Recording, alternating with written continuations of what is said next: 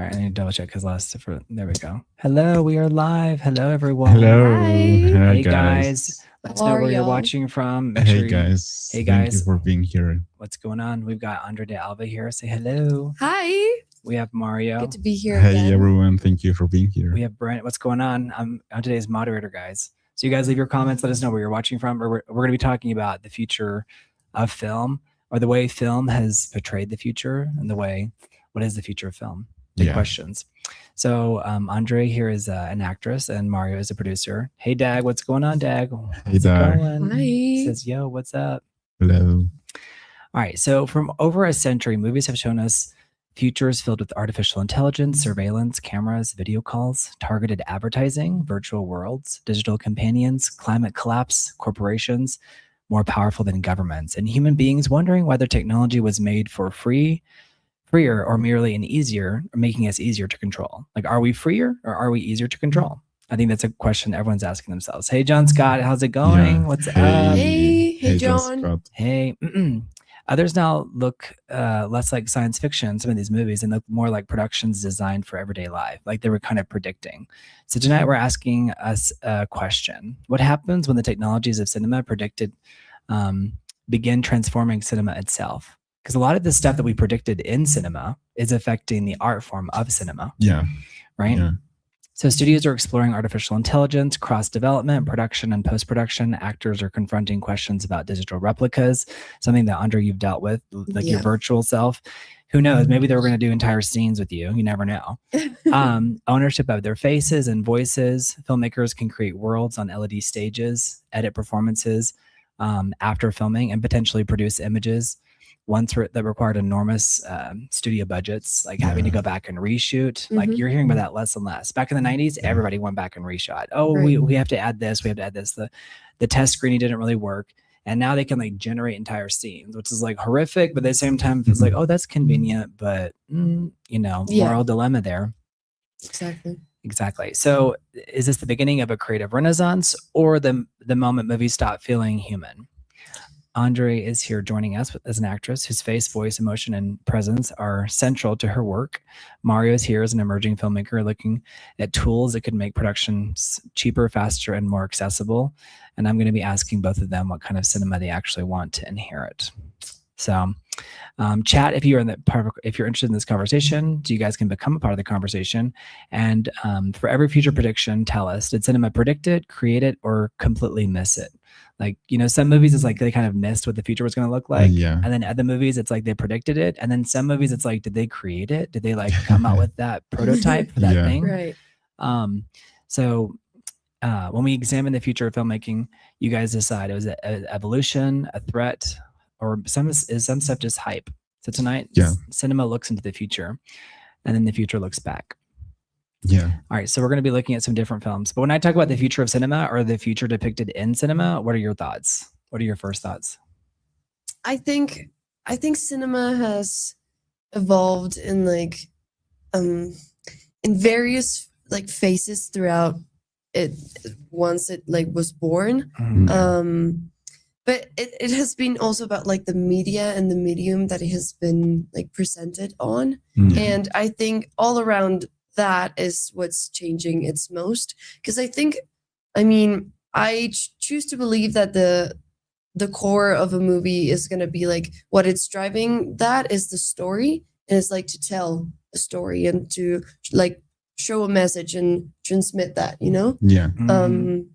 but I think that with the new technologies and all the innovation that is possible right now, and the efficiency of stuff that is important as well in this industry, I think it's pushing us more of to the consumption part of it, just creating as fast and as cheap as I can, instead of being okay, let's take some time to think about what we want to show or present to the world, and what's our message and why are we doing this? For me, I think whenever I hear about the predictability of cinema and filmmaking, I always kind of I've heard about it from the paralyzed point of view, maybe the idea that maybe cinema will no longer be a thing in the future, which I think it tends to happen with like every medium, I would say, like even books, like, but that's like the first thing it comes to my mind. But at the same time, we're seeing kind of like the resurgence of like analog filmmaking and like film making stuff, like celluloid and still being used and like these things. So I think that's since Brent mentioned that this was going to be the topic, I was like excited because I feel like trying to understand cinema from like a future perspective is like really interesting to me, and I think that this conversation would be like really, really interesting for us to kind of understand like the landscape that we're in regards of like filmmaking and cinema in general. Absolutely, because I think what the future looks like is going to depend on what inherently it affects what cinema is going to look like, and what stories are we going to be choosing to tell or not to tell, and like with the coming back of physical stuff, like books or discs, vinyls, like that does make me think what is going to be the prime necessity of like what are we going to be searching for in terms of entertainment and just as like human beings. And because connection is a thing that film used to have, like a very present part of it. Going to the cinema or just a projection when it was projected onto a screen, and everything was like a communal thing experience, or like around the community, and it were messages that were just like trending, I guess. Around the world, and with the globalization of everything, it just felt like we could all be watching the same movie from different countries and like in different languages, but we would still be watching the same thing. And so it was like a thing of unity. But now with all like the content that we have and with the possibilities of making movies, because that's also a great thing, that it has become more accessible to people to create, and which is a great thing. Good. Yeah, it's great. But like, content just emerges out it also nowhere. comes with its downsides, you could say. I do agree that it's great that now it's more accessible. So, but that's what we're gonna discuss here. So in terms of like, so we're gonna talk about the future of cinema, and then also like the way we depicted the future in cinema. So do you guys know this image on screen here? Does this ring a bell? Yes. Yeah. Okay. Metropolis. So Metropolis. Yeah. So Metropolis, this was, you want to guess when this movie came out? 1919. Okay, you're close. I mean, kind of close. 1928. 1927. 27. Oh. So, yeah, very good. Yeah. Good guys. Nice. All right, so this is from 1927. It's a pioneering engineering and German expressionist science fiction film depicted by Fritz Lang, regarded as the mothership of sci-fi cinema. It was the first feature-length film of its genre, and it's celebrated for its staggering visual effects, grand Art Deco architecture, and the lasting impact on pop culture. So the wealthy, like the elite, the wealthy planners and industrialists live in luxury at the top of the skyscrapers, and the workers are impoverished and underclass. They toil underground, and they're forced into backbreaking labor to power the machines. Wow. And so this was back in 1927. So literally almost 100 years ago. Yeah. We're on the verge of it being 100 years.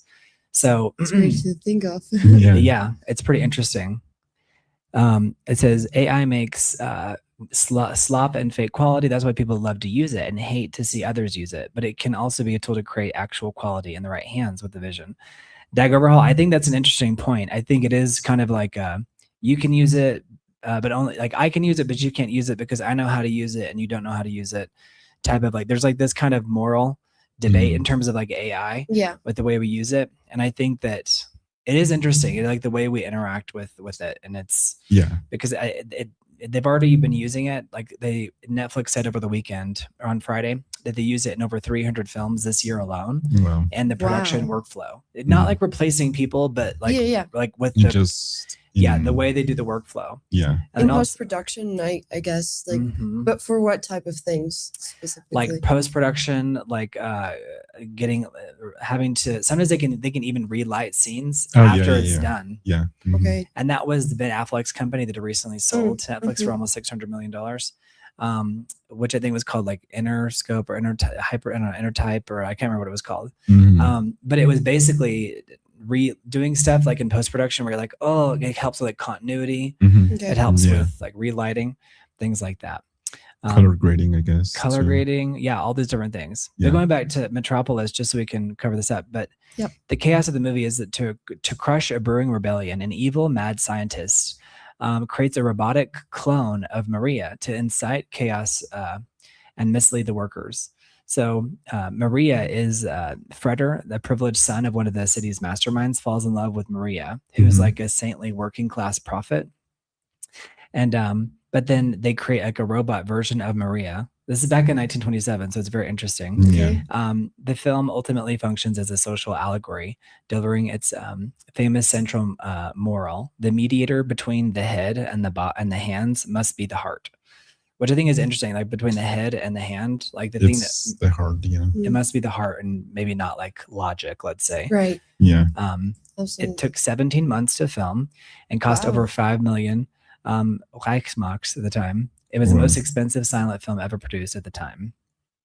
That's so cool. So there's just like there's like a whole history of like the restoration of it. And then 1984, a music producer, Giorgio Moroder, released a controversial version featuring a pop rock soundtrack. He's like a famous like DJ too, like Giorgio Moroder. He actually did a song that's like, I don't know. Well, we'll cover music later, but it's very interesting stuff. But Metropolis, if you guys haven't seen that, I would say check out Metropolis. Yeah. No, and I think that film also shows how, as humans, we can predict these type of things, and maybe in some sort of level that also represents what was going on at that time in Germany. It's German, right? It's German, and it was like before like the rise of like cities as we know them. It was like the beginning. Like cities started like in the late 1800s with like railroads and things like that. But like this really took off. Like this is like the beginning of cities. So they were like thinking, if we continue this way, this is before the modern skyscraper. So it's like they kind of did, there was some prediction in there. Yeah. And I wonder what would like the creator or the writer, the people that were in charge of creating this world thought of all of this, like that they hadn't seen before, you know, like the level of imagination that brings. It's amazing because it's like it not only predicts something, but it's also shows the capacity and the capability of the human mind to create and imagine some things that don't exist, like literally aren't there. Totally. And that's one of my conflicts, like directly coming back to AI. Tell us how you feel, because that's the whole idea. We want to hear your thoughts, because this isn't, I guess, scripted. I'll give you things like for us to kind of talk about, so we have some cultural references. But I want to hear, because it all goes back to this like initial like premise of like, creation and destruction. Exactly, because if what I would be praising about this movie would be like the imagination and the capacity of creating this world out of nowhere, and just by uniting like a bunch of minds and creating this thing. With AI just being able to create anything out of nowhere, it's like, then how are we going to value imagination, and how far can it actually go? Because everything that AI knows is like what we have taught it. 100%. So how is it that it could be imagining things that don't exist? Or is it that like, they do have hallucinations, but they have like, they call them hallucinations, but I don't think it's necessarily creating new things. I think it's more like, by the way, this movie that inspired that design, Star Wars, you know, C-3PO. That inspired that design. I think you make a good point. So like, where does AI, where does it, like, is it truly inspiring us? Like to make new things? And like also bringing new things to the table, because if we're only utilizing AI as a tool, which is it's what it is. How are we actually going to innovate? It's a tool at the end of the day. Yeah, but when it's gonna like become a creation that it's innovative to show any kind of like imagination further. So, because if we keep recycling the same things, like with the remakes and everything that we keep just watching all over again, then what is that gonna do instead of like, I think that the only result that would bring us would be to trap us in the same world over and over again. And that is dangerous, because if you start consuming the same things and like just your landscape becomes the same as everybody else, but how is that gonna make us? I think that could give away a little bit of the drive to create if it's so easily done. Is what I'm trying to say. I think that's already there. I mean, I think we all, I mean, I think if you've been in the business for a long time, it's like, you know how hard it is to make things. And then, so whenever something kind of comes about that makes it easier, it's like, oh, okay, great. But then it's like, well, John Scott, right? You can see the C3PO. Yeah, I think there's like it does take away this inherent like drive for us to create new stuff, and then other people may feel inspired by it, especially if they felt like they were locked out of the ability to have the access to that stuff. I don't have like a hard stance on it. Like I get people that totally reject it, and then I get people that totally accept it. But then the people that totally accept it, it's like, will it ultimately destroy you? Like your ability to have any level of like, let's say, critical thinking? Yeah. Exactly. And that's why regulation is such a big part of it. And it's something that should be like, we should be more hesitant on. Talked about, right? Yeah. Because if not, it's going to end up, it's also a very fatalist kind of way of thinking, but it will consume us at some point. No, I think we're already there. I mean, there's a whole, we could probably talk next time we hear about like this chatbot psychosis, and so many people are like have chatbot companions. Like they're not just there to like help them with like organizing data, but they're like there for therapy. They've done like studies. I think it's like around 75% of all young adults have like used it to some extent for like as a version of therapy, because therapy is so expensive. I'm like, that tracks. You know, I think it probably depends on what country you're in, but I think it's probably now like across the industrialized world. Do you know? I mean, I don't think people are going to go around telling you like, I'm in a relationship with, you know, C3PO, you know, but I do think it is something that would be interesting, like because it's what makes it isolating. Like the fact that you think that a robot is only going to tell you what you want to hear, can help you and will help you, is very worrying. Because you go to therapy to be heard by the other person, but also hear yourself to what you're saying and be like, oh, now that I say it out doing. loud, I think there's like two sides of the coin, because I've never used it for therapy, right? But I think it kind of gets baked into your prompt. So if you're like, help me with this thing, there's like something inherent that it's there. It's like it's total desires to like serve the user. Even to just validate your your idea, your question. It's like there to tell you. And I think a lot of people in the chat, people who come in and out, will all of us are kind of playing with this a little bit, because even if you go to a customer service website or a website and it's like you need customer service, you're not chatting with the person anymore. There'll be like a window. It's like, do you need help with your order of flowers? Talk to, you know, the florist bot or whatever. It's like, oh, I understand how you feel. It's like, no, you don't.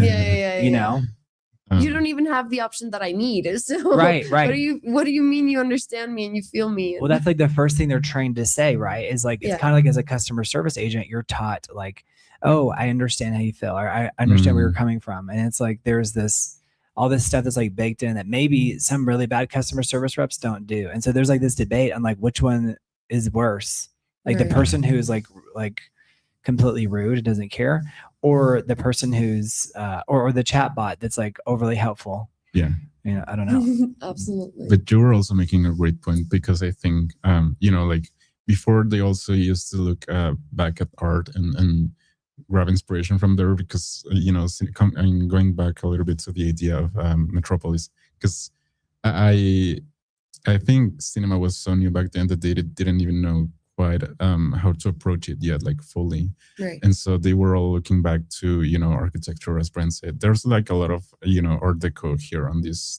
movie, right? Like architecture and painting, for example, as well.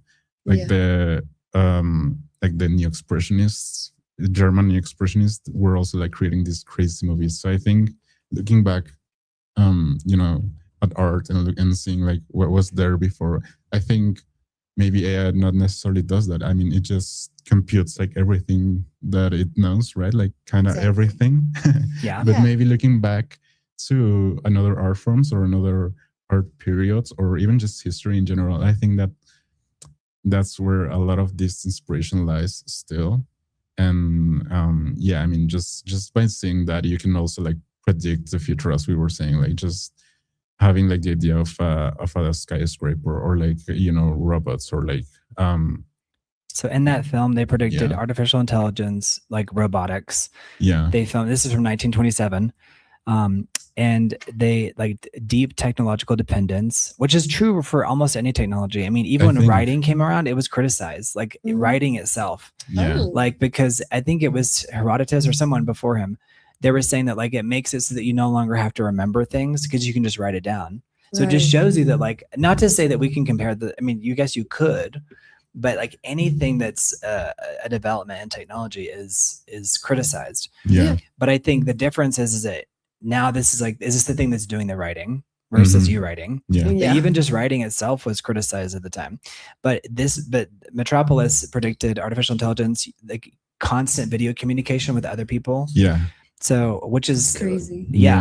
Which I think I think there's like backlash against also FaceTiming too, right? Like, it's like you're like, I'm not red camera ready, or I'm not, you know what I mean? Not that I personally care that much, but I think some people might, like I'm breastfeeding or whatever. You know, or this idea that like I might accidentally push a button and all of a sudden you're on camera. Like that, has that ever happened to you? Like where you accidentally answered a video call? Or like it's like it's so easy to do.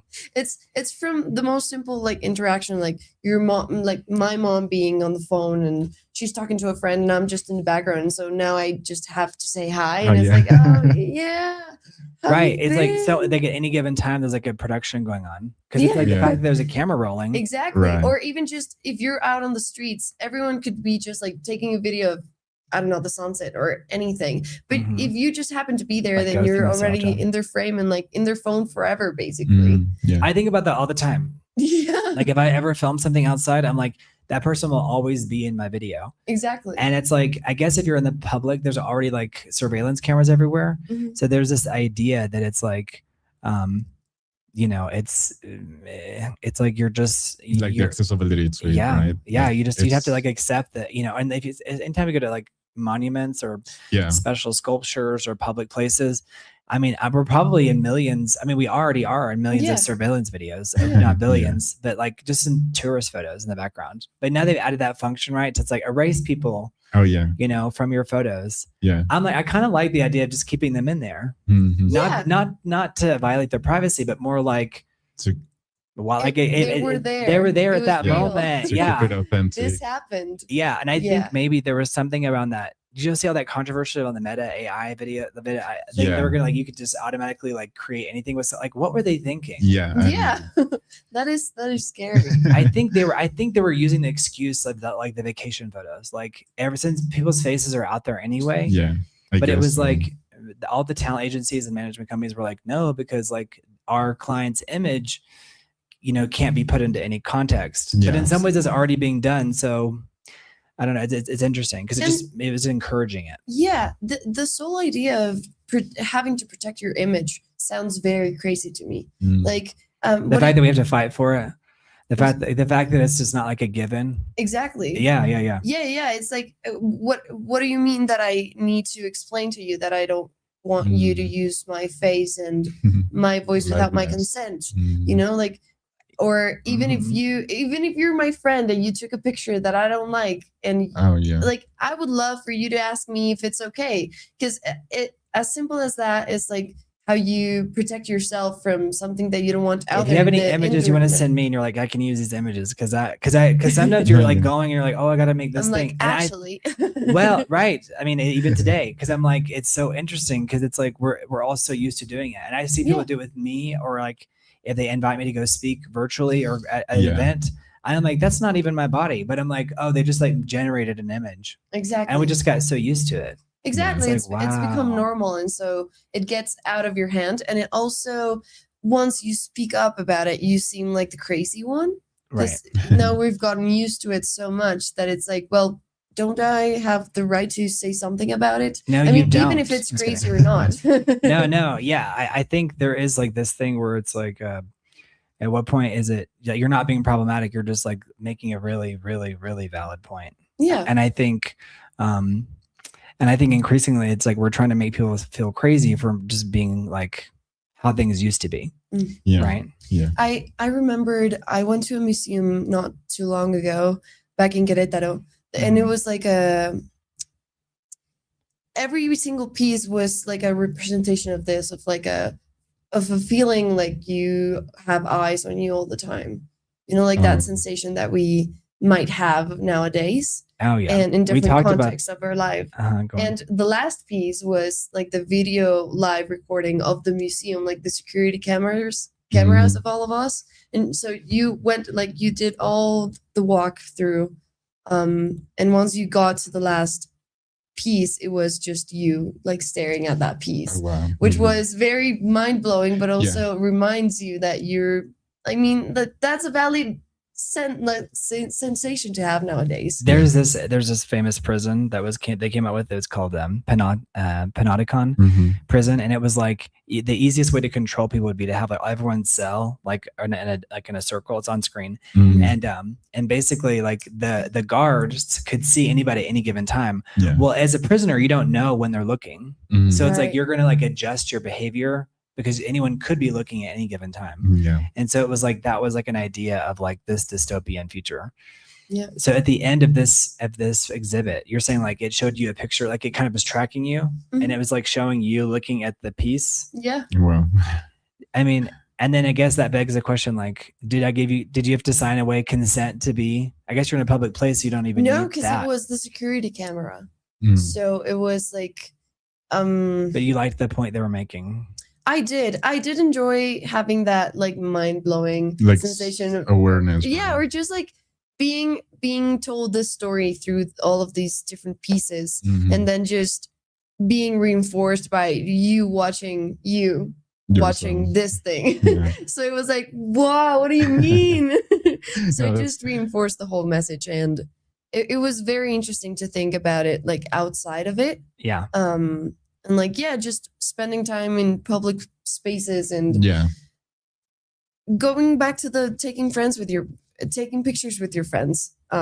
It's just like it can be a very, very vulnerable thing nowadays. I remember there would be a time when people would take a picture and people would be mad because you uploaded a picture at the beginning and because you'd be like, I don't look good. And then to preempt that, people would like Photoshop your picture. And then you're like, are you saying I didn't look good? You know, it's like, that was, do you remember doing that in the chat? Like at the early ages of like social media, it was like this idea where it was like, how dare you upload that picture of me? And I think now people just, in some ways, I don't care. Because if there's a picture of me looking like crap, I'm like, I don't really care because I feel like there's and it's like the multiverse theory. Like there's some version of everything now and it could be created with AI or not. So it's like, who cares? I don't know. I think they talk about that in the beginning of Euphoria too. They were like, you know, Sydney Sweeney's character doesn't really care if there's a video of her doing stuff that's like maybe scandalous because she assumes that everyone of her generation is going to have that kind of video out there anyway, whether they were, you know, and that was even before AI, the first season. So it was like, you know, but how does that, it affects how we make art too. Because not just art, but even just like the most basic of pictures. You know, it's like you're uploading anything. It's like anything could be faked, you know?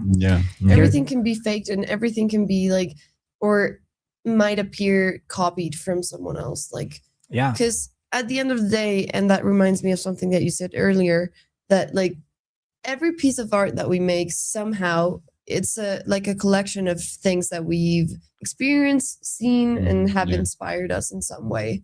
And so how is that like different from the AI version of it? Because the AI is also recollecting all of this information that it has in the database. I think guess it's like the infinite recollection of AI versus like the individual is like influenced by these things. Yeah. Or like there was an interview with Tom Holland, and he was like saying he didn't watch The Matrix, and Matt Damon was like, really? And like, but it was like, yeah, but so everything you see informs how you like create or even perceive the world. Yeah, absolutely. So speaking of, go on. No, I think the thing that is the difference between AI and like just making art as humans, it's also what you choose to, like the reasons behind what you choose to get the inspiration from, or like your references. Yeah. Because that the AI is just trying to give you a solution, like trying to give you a product, trying to give you this finished thing that you're asking for. But while you're creating it, it goes on into like the intention that you have about it, or like for it to be completed. Like what's the point of creating that piece? I think the more tools that we have at our disposal, it's like the amount of effort is lowered. And so then it's, you know, but I remember people being criticized for using digital cameras. Oh, yeah. And there was some legitimate criticism there, because it was like you didn't have to like edit it together and like, you know, develop it. Maybe. Yeah, developing it and all the different things. And just the look of cinema has changed too. Yeah. So, you know, here's our next film. This is 2001: A Space Odyssey. What I think is interesting, it's kind of like these novels that predicted like 2001 was like so far away. Yeah. But it's like they had no idea what 2001 was going to be. Right. But y'all guess what year this was? I'll give you a hint. It's the 60s. 64. 64. You said what? 67. 68. 68. So it was, I was going to say 68. I heard someone say 68. Yeah, it was in 1968. It's a groundbreaking philosophical sci-fi film. It's great. Directed by Stanley Kubrick and co-written by Arthur C. Clarke. It explores human evolution, artificial intelligence, and our place in the cosmos through striking visuals and classic music.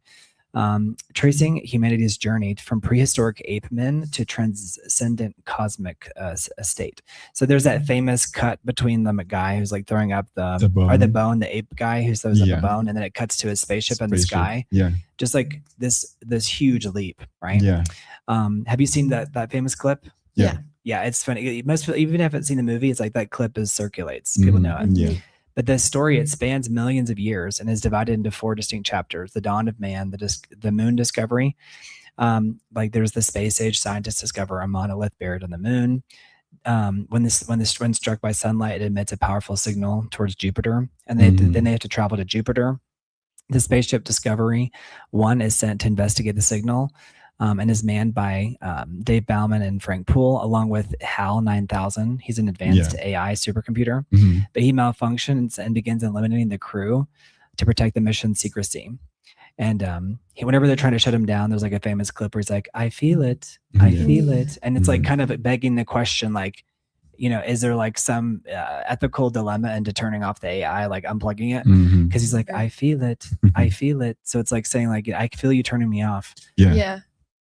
So there's it's like man versus machine. There's like some really beautiful visual storytelling here, and then there's a recurring monolith. It's like a perfectly formed black rectangle that acts as a catalyst for human evolution and curiosity. Like whenever it appears in the film, it represents the guiding hand of an unseen, like highly advanced extraterrestrial intelligence. It's like propelling humanity forward. So I do wonder if there's anything. Because a lot of people have the theory that like human beings were like a slave race by aliens and things like that. Have you heard of this theory? Yeah. Yeah. I mean, it seems like it's on some level logical, because if they still have, like, you know, maybe not logical, but plausible, like very plausible. And they explore that too, like in Prometheus. Have you seen that movie? Prometheus? Yeah. It was an extension of the Alien universe. Okay. But it's worth watching. But what do y'all think about? I think it's very interesting that we have not even explored our solar system. Yeah. Definitely. I remember reading the book when I was younger and thinking like of this. I remember reading in my crib when I was a wee babe.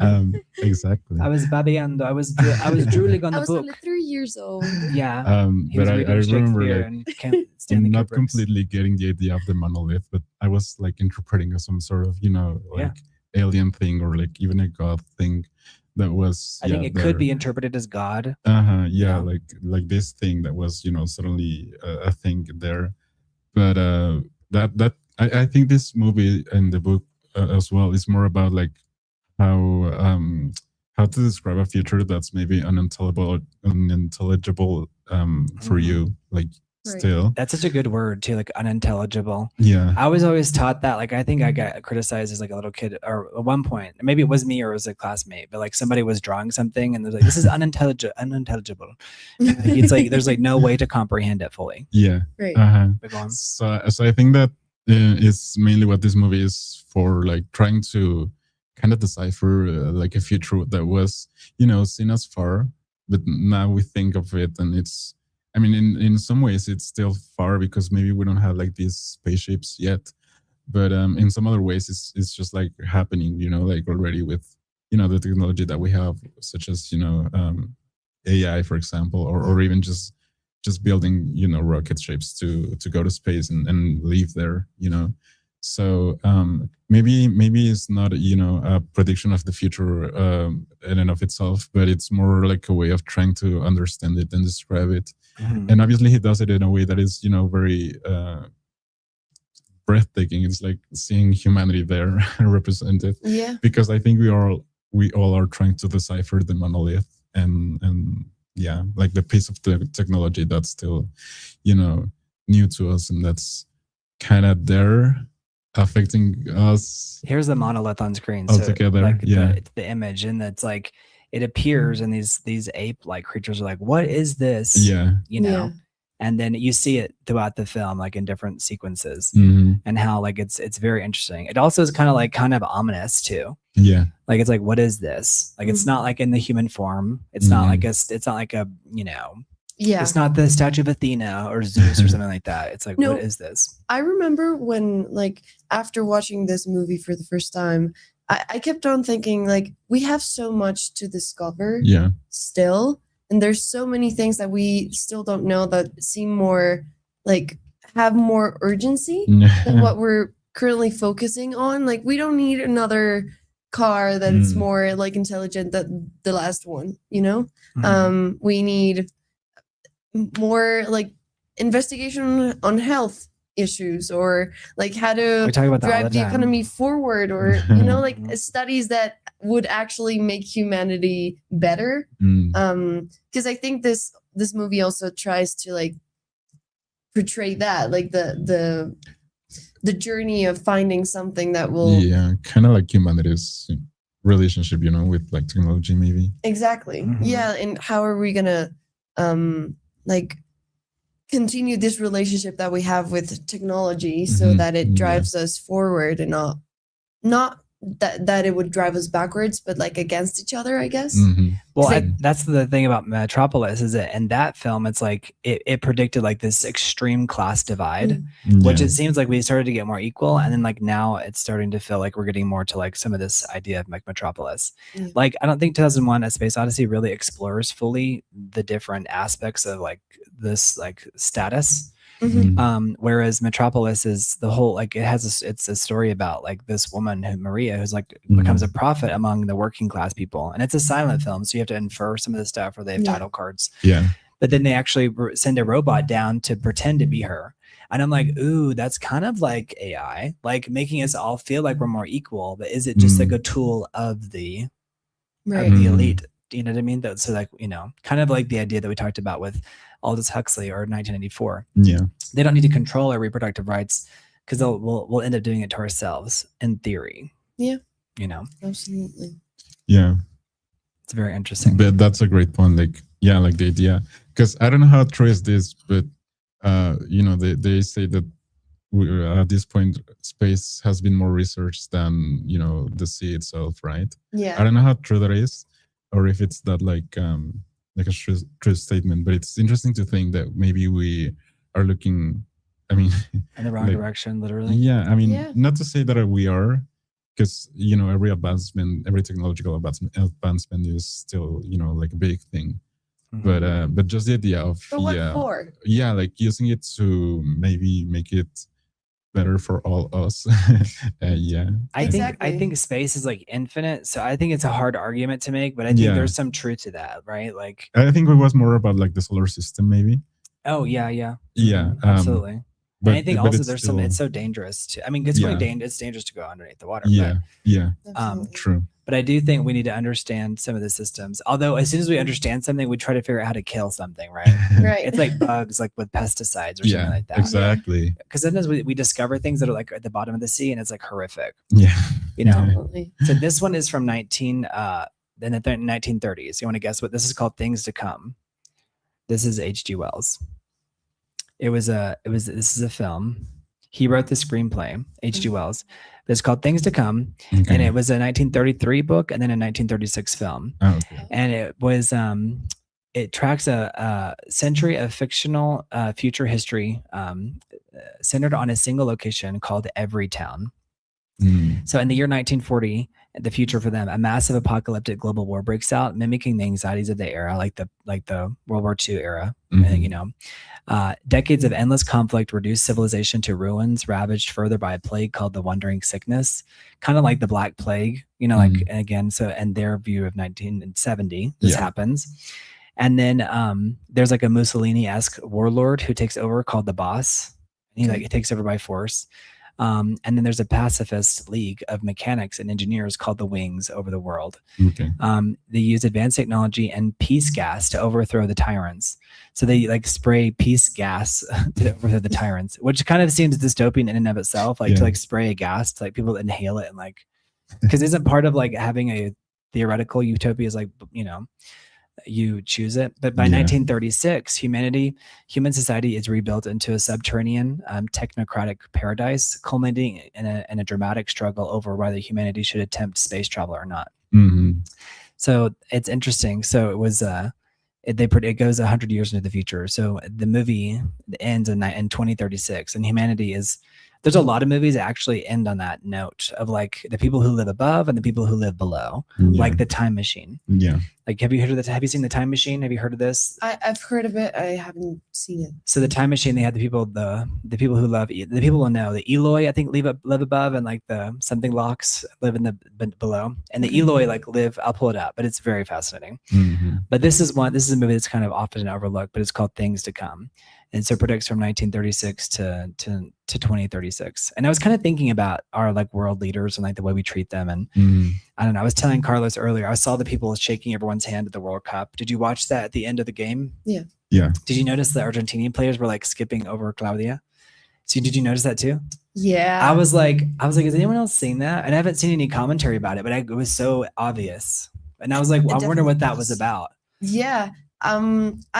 I'm not really sure what that was about, but I did notice it, and it made me think how everything just, I mean, I guess we were all aware of it, but everything is connected, and how you like from any standing point, you're affected by who your leaders are and who aren't. Yeah. And that little just like statement it's so big in the scale of like it's a country, well, it's that group of people representing a country, and by doing that it's just like a direct message to another one. And as subtle or as big as it may seem, it's just it carries weight, like and people notice it. Like, exactly. I have a theory that it's has to do with like the way like Argentina is like kind of moving to the right, and it's like they're coming out of like this economic crisis that they've been in for decades. Right. And I was like thinking maybe it's like they're assuming that Mexico is going in the direction that they think that Argentina was headed before, and so they don't like necessarily what the president of Mexico currently represents. That was my theory. Like it wouldn't have to do with her being a woman necessarily, because it's like, you know, because the Argentinian people, I kind of read a lot about like their struggles and and you know, doesn't mean that they're right, but it just shows you how society's pendulum left and right, and how that's not really the answer, but we tend to think it is in the short term. Absolutely. I don't know. Do you have a theory? I mean, it's specifically about football. I don't think it has to. Mexicans and Oh, just like they're Argentinians. already like adversarial. You think? Yeah, I think so a little Yeah, bit. I mean, yeah. I That know a makes lot that of people tracks. that like are very against like Yeah. them winning or just like competing and That's something funny. like that Yeah. because of their way of playing. Mhm. Mhm. But outside of that, yeah, I don't think it's because she's a woman or anything as well. And I think it's like this, let me call it air of superiority. Yes, Mm. Herman said the same thing. It's like they think that they're like the Europe of the Of Latin Americas. America. Yeah, And yeah, it's like how are you gonna place yourself in that position and like with that well, it's level like that's of- all you guys had and you just lost, that kind of thing. So I think it's also like it was like because they've had been struggling financially and like with their own internal politics and things like that. So I think there was a lot of like that was like their one thing that they had, and so I think it was like it could be demoralizing, and Messi's over there like crying at the end of the game. Mhm. yeah. I feel like he's always looking for like first person syndrome too, because he was like walking around by himself, and it's like the camera's like following him, and then he like lays down on that. It was very interesting. Obviously, he's very famous, but I guess because of age and things, they say it's going to be his last Yeah. World Cup. Yeah. Yeah. So the Time Machine. Here's a picture from the 1961 version, and then here's the cover from the one that's from the 90s. Okay. Do you guys remember the Time Machine? I didn't watch it either. This one I really recommend because there's so many different versions of it. It's wild. Oh. But it's from H.G. Wells as well. It's from 1895. And there are two major Hollywood film adaptations. There's a 1961, Okay. and then there was one later. But a Victorian inventor named George built a magnificent brass and crystal machine. He travels forward through time, witnessing the world wars and nuclear holocaust. He finally stops in the year 802,701 AD. He finds that humanity has split into two vastly different species, the Eloi, peaceful, childlike, and carefree humans who live on the surface. Mhm. They lack all curiosity and like ambition or drive. And then there are the Morlocks. They're monstrous, blue-skinned subterranean creatures who operate underground machinery and hunt the Eloi for food. George falls in love with an Eloi woman named Weena. He must fight the terrifying Morlocks to save her and escape back to his own time. The movie won the Academy Award for Best Special Effects. It's famous for its creature or creative time-lapse photography. Like a mannequin's dress changing styles in a shop window as decades flash by in a second. Mhm. And I'll pull up a picture for you guys. But there was a 2002 remake, which I really loved the 2002 remake. What changed about it? I mean, there was a twist in the 2002 remake where the inventor's motivation is like it's changed like a personal tragedy as to why he tries to go in time. Okay. He actually tries to go back and save his murdered fiance, but when he learns that the past can never be altered, he shoots forward into the future instead for answers to try to figure out like what is the future going to hold for us. Right. And like the moon, we've colonized the moon, but we've destroyed it, so the moon is like crashing down to Earth. And then he's like, oh crap. And then so he goes even further. And then he accidentally pushes down on the thing and he goes all the way into like 800 something thousand years in the future. Wow. And so the 2002 remake, it was like freaking mind blowing. So I highly recommend that one. And that's the one that I have here. Yeah. This, the 2000, it says, where would you go? And so the movie is not like perfect. It has like its flaws, but honestly, I watched it recently and I was pretty impressed. In terms of like the way the story was told. But we've talked about this, like, would y'all go to the future or the past? And I think y'all, what did y'all say? Oh, I would like to go to the past. I imagine the future with a lot of destruction in a lot of different aspects. And I would love to have some answers from the past. Like, I think to have that type of or experiment that type of knowledge or lack of knowledge and experiment the world without so many answers that we now have about everything. I think that would be a very interesting thing to be a part of, because being a part of a world that is not certain, well, I guess it's not certain anyhow, like here anyway, but going back. Here's a Morlock on screen. This is one of the people that live underground. This is from the 2002. Oh, they're very cool. Yeah. Well, I mean, there's so many different iterations of what they look like. He's the leader of the Morlocks. Okay. Because like they're controlled by like one leader in this dystopian future. But the other ones are super like creepy. They're more like orcs. But yeah, I know what you mean by about going to the past. Like the future, I'd be afraid to get into a time machine and like we go to the future and they're like, there isn't one, or something like that. Right. Yeah. Now maybe that's like suffering from first person syndrome too, is like thinking, every generation thinks that they might be the last one on Earth because of all the things that are going on. Yeah. Here's what the average Morlock looks like in the 2002 film. Oh, okay. So very beautiful. No. But the people above ground, like, and all the iterations before this, like, and then in the latest version, 2002, the people above ground kind of look like us, but just like in rags. Yeah. But the versions before, they look like they're all in the book. They're described as almost like all like little clones, and they all look like children. So Wow. they're like little children, like they're just so like innocent. And you can barely tell like what's a boy or a girl. Like there's also, so there's a lot of talk about like a genderless future too. Stuff like that, but this doesn't really explore that, but in the original book it does in terms of the way we look. It is interesting to think about the genderless theory. Yeah. Oh yeah, Because totally. in unifying or integrating, let's say, like at this point in time, everything that we are capable of being and can be, it's also, it could, like, I can see it driving us to that of like banning every single like identification label. Yeah. If, because like it gets to a point where we have all of these things that classify us, Yeah. and It's in turn it's just like placing us in different boxes, you know? Yeah. Like they just made more boxes maybe, but it's still It's a still box. restrictive. Yeah, exactly. Yeah, I love interesting. that. I love that you recognize that too, because I think for some things I think it's like stages of your own evolution too. Like some things it's like, okay, this helps me, let's say a feeling or something. It's like it helps you categorize it so you can like deal with it. Yeah. But then after a while, it's like, okay, like there's like an evolution of again, I guess maybe it has to do with like the whole Plato's forms too. It's like the forms of anything. Yeah. But I think it goes with identity as well. Even Charlie Chaplin had a feature film. It was called Modern Times. Oh yeah. So there was a movie called, Charlie Chaplin is that physical comedian. Yeah. He was kind of like, Mexico had their own version later on of, what was his name? Cantinflas. Yeah, Cantinflas. I mean, just so interesting. He was also named Mario. Yeah. Oh, was that his character? That was his real name? Yeah. Oh, okay. I didn't know that. Yeah. Cantinflas. Yeah. So this is a 1936 American satirical comedy written and directed and produced and scored by Charlie Chaplin.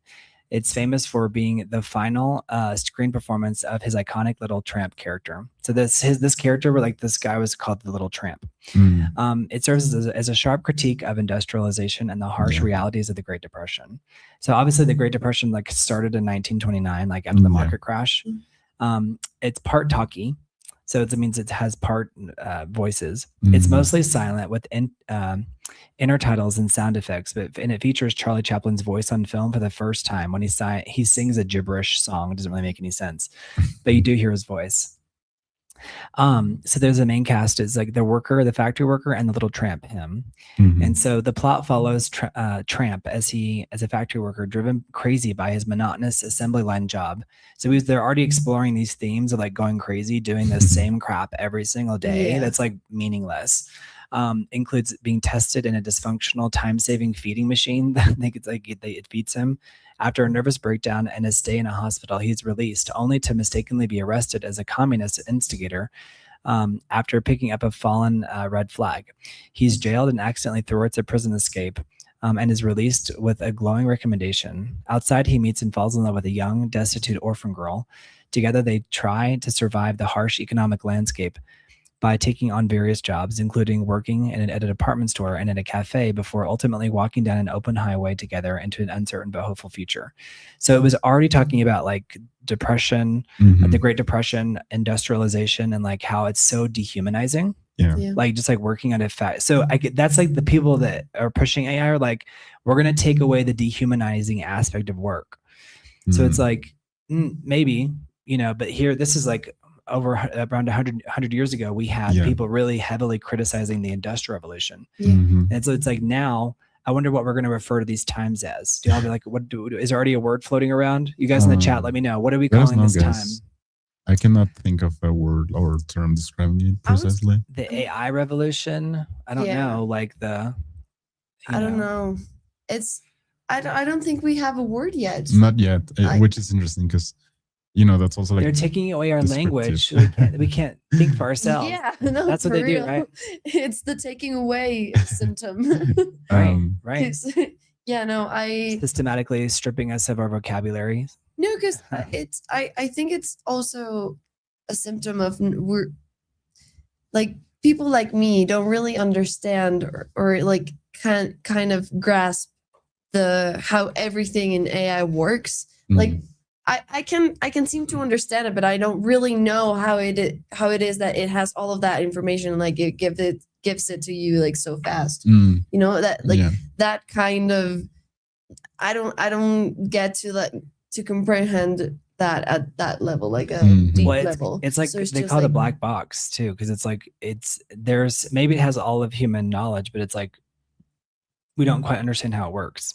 Exactly. So it's like, what are we getting out of it? Like, do we know what we're getting out of it? Like, truly? Yeah. But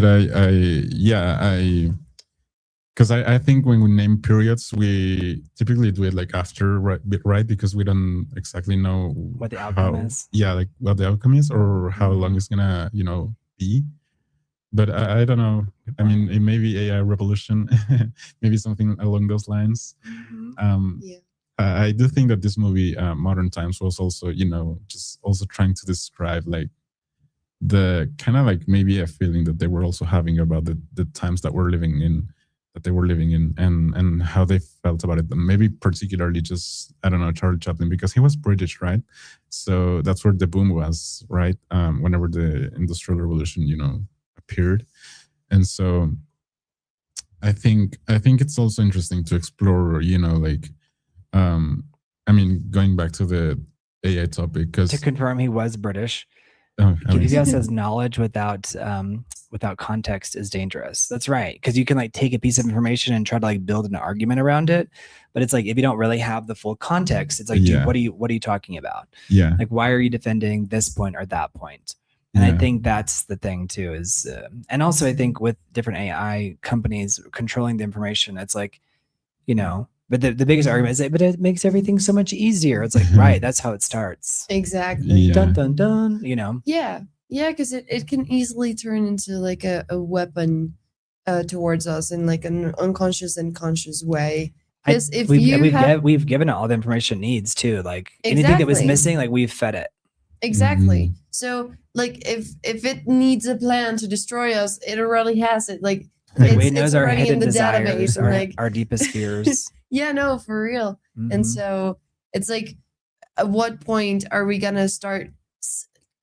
Because if it has all the information, it can also kind of set a line to like the amount of information that you can actually have. Where like yeah, exactly. So it's like the known universe. Like what this is where, it's like how much of it is being regurgitated back to us. Yeah, because at the end of the day, it goes back to like a power thing. If I know everything and you need the information from me, then I can control what I give to you and like keep you where I need you to be. I know people that do that. Like I know people that do that. It's like when you go to a job, it's like they don't teach you how to do everything because they need you to do your function. Oh yeah. Right? Yeah. And one of the things is that I've always hated that. So anytime I have people, I'm like, here's how everything works. That way, if anyone is sick, anyone can do anything. You know what I mean? Absolutely. But I think people do that. But I think they also do it too because it's like some people, it's like their minds will be overwhelmed. And but I try not to infantilize people. I try to be like, no, like you can get it. You can get these concepts. These might be like really difficult concepts, but you can get it. But you're right. It's like how much of it is like this is behind a paywall. Yeah, absolutely. Things like that. Here's another movie. Mari, if you do a point you're gonna make. Oh yeah. Well, I was just gonna say like speaking of AI, one of the most interesting pieces of art. Hey, Keith PV House. Keith PV House is in the house, you guys. Hey Keith. Along with Sultan, Kiss of Life. Hey Keith. One of the most interesting pieces of cinema that I've seen made with AI was actually denouncing like AI. It was like poorly made on purpose just to denounce like how the shape or how forms made with the AI are kind of, or were kind of unintelligible again. Mhm. And so that film also kind of, I mean, I think it had a good point. Like it was also like trying to maybe. Was it a full feature film or was it like a short film? It was a short film. But it was like making a point against AI because it was saying Using it was AI, like yeah, because it was kinda like nonsensical or yeah, kind of distorting reality as well. Like kind of using like a very distorted image of characters and everything that kind of made it like interestingly. I mean, visually interesting as well. It kind of added like a lot of natural colors to it and like natural, distortions and everything. So I think even just the visuals were appealing somehow, and the point of using the thing to denounce the thing. Yeah. It's kind of, I don't know, interesting to me at least. Because yeah, I think you can use it like as a tool, as you said, but yeah, once it kind of it's kind of overwhelming you with things that maybe you can do by yourself. Yeah. I don't know. That also makes you wonder, like, should I be using it? Am I abusing it? Am I using it too much? Maybe, I don't know. Right. So I think that's interesting. Yeah, where to set your own limit into like how am I using it and being conscious why. about the usage of it as well. I think it's gonna be, and also I don't know why, but that made me think of like, I think for the future of films and like this industry specifically, it's gonna be the same as like we're gonna keep exploring the things that we're scared of in a sense. Yeah. So we're gonna keep approaching all of that like unknown things. But the thing with the industry, I think it's when it wouldn't be very fun to be a part of would be when it's like about trying to consume us and not entertain us. I think it's already entertaining us to death. Yeah. Hey, Links. And I think, hey, Links, how's it going? Hey, because of Live, hey, Sultan. So yeah, I think it already is like entertaining us to death. And like, it's so interesting because I look for inspiration. And I think what's interesting is like when you go to certain things like TikTok, like I downloaded TikTok and I looked at it and I was, it just kept showing me like videos of dogs dancing. Right. Just like this weekend. And I was like, but it was, and then I was like, okay. And it was like, kept feeding that. Cause I was like, if I don't scroll away immediately, it'll be like, you liked that. Yeah. Whether you liked it or not, like you finished it. Yeah. And so, but what's weird is that I was expecting all the comments. I feel like on YouTube, they're much more like sophisticated, like AI, but like everyone was like, I don't know how they got that dog to do that. And I was like, I'm sure some people are speaking like as a joke. Like I'm sure there's like lots of inside jokes because I'm sure people know AI is flooded in TikTok. TikTok's flooded with AI. I wondered the same thing. But I'm like wondering, are they trolling just the fact to see like to piss people off who go to the comments? Like, everyone's gonna say this. It's a rage bait. Yeah, exactly. Everyone was like, oh, and I was like, that's dystopian in and of itself. Like absolutely, the rage bait in the rage bait itself. Yeah. I was like, dang. I was like, this is twisted. Because also that makes me think of how complex like digital language has become as well. There's like a literacy to it. Yeah, because you're never really sure if that like the joke is about the joke itself or it's not. It's like an actual thing, or is it trying just to like trick you into clicking it and then like continuing the conversation and maybe selling you something after. Like you never know what's gonna get you to. Well, like the second swipe, it was like this thing that didn't stay on there long. It was like selling this thing that like it was like telling you to like it was showing you like how you like has like there's like 100 gym items in one thing. It's like you can just stand right where you are and do all this stuff. And I was like, damn, I was like, that's like a perfect thing to sell because it's like a thing where it doesn't require you to, but it was like it has like a this pressurized things to open doors. Yeah. It uses that as resistance. So it was like, but I was like, it's a crazy how the first ad I came across was like, I was like, oh, I want that. I was like, that's crazy. Yeah, because it was like you can work out from right where you are, like stop working and just like start and it's showing like how much resistance it has, and then it's like and I was like, why? Like, how did it know to make that recommendation immediately? Because did it scan my whole phone before I even opened it? Probably. Right. Yeah. No. And commercials have always been very present, like since the start of TV. That was like to sell something was a part of it all. Like as long as you can like kept on watching, you were gonna get advertised multiple things, like with the TV itself, like the TV show that you were watching and the commercials after. And TikTok used to only have its own algorithm, and like it used to feed you like based on what you liked and like how long you stayed and everything.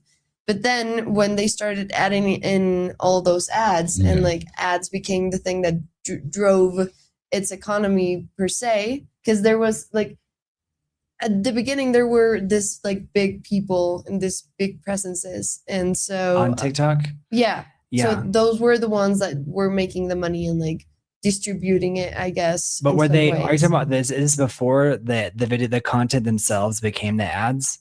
Because they say like, let's say you make an hour-long video or a 2-hour-long video on YouTube. Well, it's easy to be like put a minute sponsorship in there. But if your entire video is only 60 seconds, then your whole video is the ad.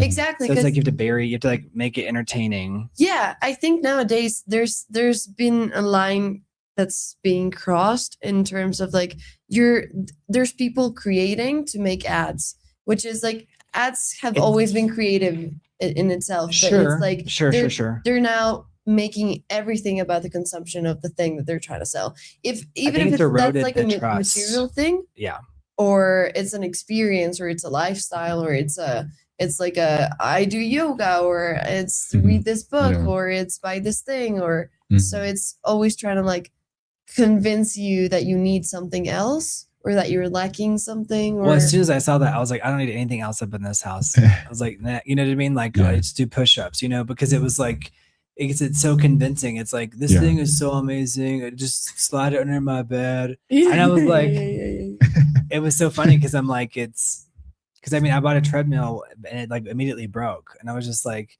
there's this, it's like sometimes you do need to go to the house for certain things. You know what I mean? You can use your own body resistance for weights and stuff, but I'm like, I don't need another, device or apparatus, in my home. Definitely. All right. So people are talking about the game FIFA. So I definitely saw the last game. That was actually very fun and invigorating, very interesting. This is a movie that's often overlooked. So this is The Forbidden Planet. So this is a 1956 film, and the 50s was known for like a lot of goofy films, but also I don't think this was I mean, it looks like a B movie, but it did predict some stuff.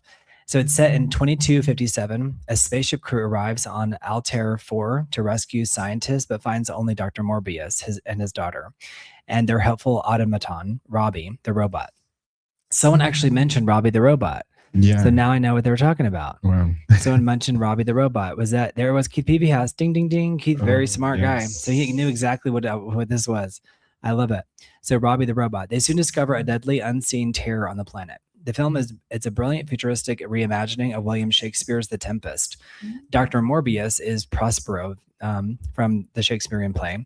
He used the technology of an extinct advanced alien race called the Krell to boost his own intellect. However, this machine also amplified his primitive subconscious mind, the id, right? The subconscious mind, giving him the ability to unconsciously project a destructive monster that is terrorizing the crew.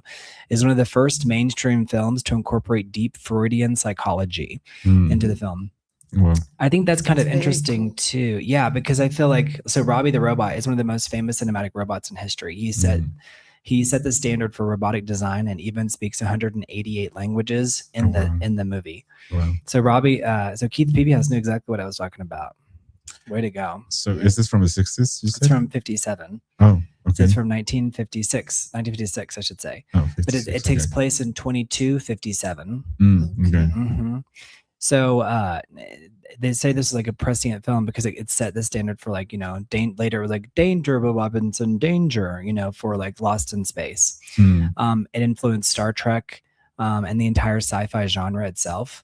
Which drew heavy inspiration from this idea of the premise, even Star Wars, of like, traveling to like a distant planet to like do a rescue mission or things like that.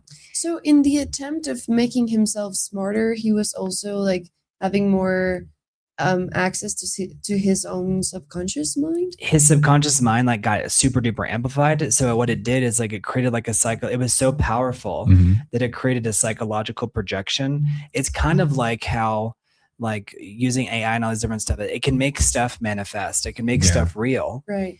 Like maybe we're not even aware of it, but it's like, I think that idea has been explored since, and probably even before this, that the idea of something that's like buried in your subconscious, like this, maybe like you seeing ghosts, you know what I mean? It's like, maybe it's part of your subconscious mind, and it's like, it's a psychological projection, right? Which is something that Freud talked about. Yeah.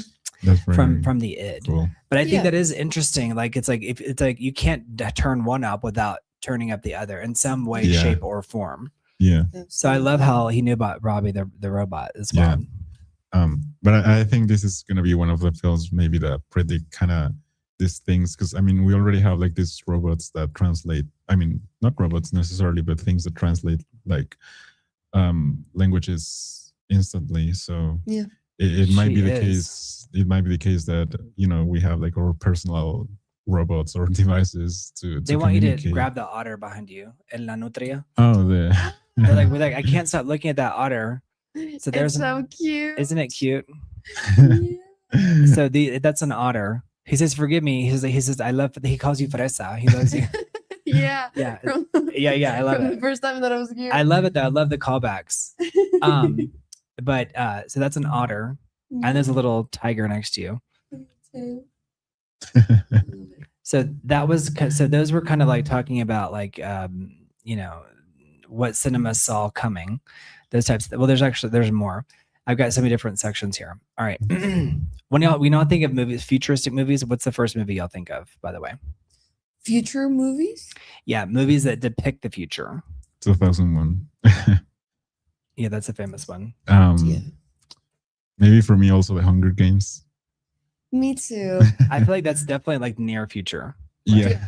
Definitely. I think when I was little, I was very scared of the word and the concept of overpopulation in general. And when I was now we know we don't have to worry about that. No, so we covered, by the way, I'm going to get these off the board. We have Modern Times by Charlie Chaplin. Y'all go check that out. That was from the 30s. This is from the 50s. This is Forbidden Planet. So I'm going to take these off the board. But go on. Sorry. You have to train your brain to like clock what you were saying. No, to follow the same train of thought. Where was I going? You were talking about like overpopulation. Fearing overpopulation. And I used to be a very big fan of the Hunger Games. I still am, but like as a little kid, I was obsessed. And so when that I loved it after the fact. I think at the time I had a lot going on, and I just wasn't paying that much attention to it. But I love it now. Yeah, and it was like when I discovered that word and I attached it to those films, it was very scary to think that we would need to compete for.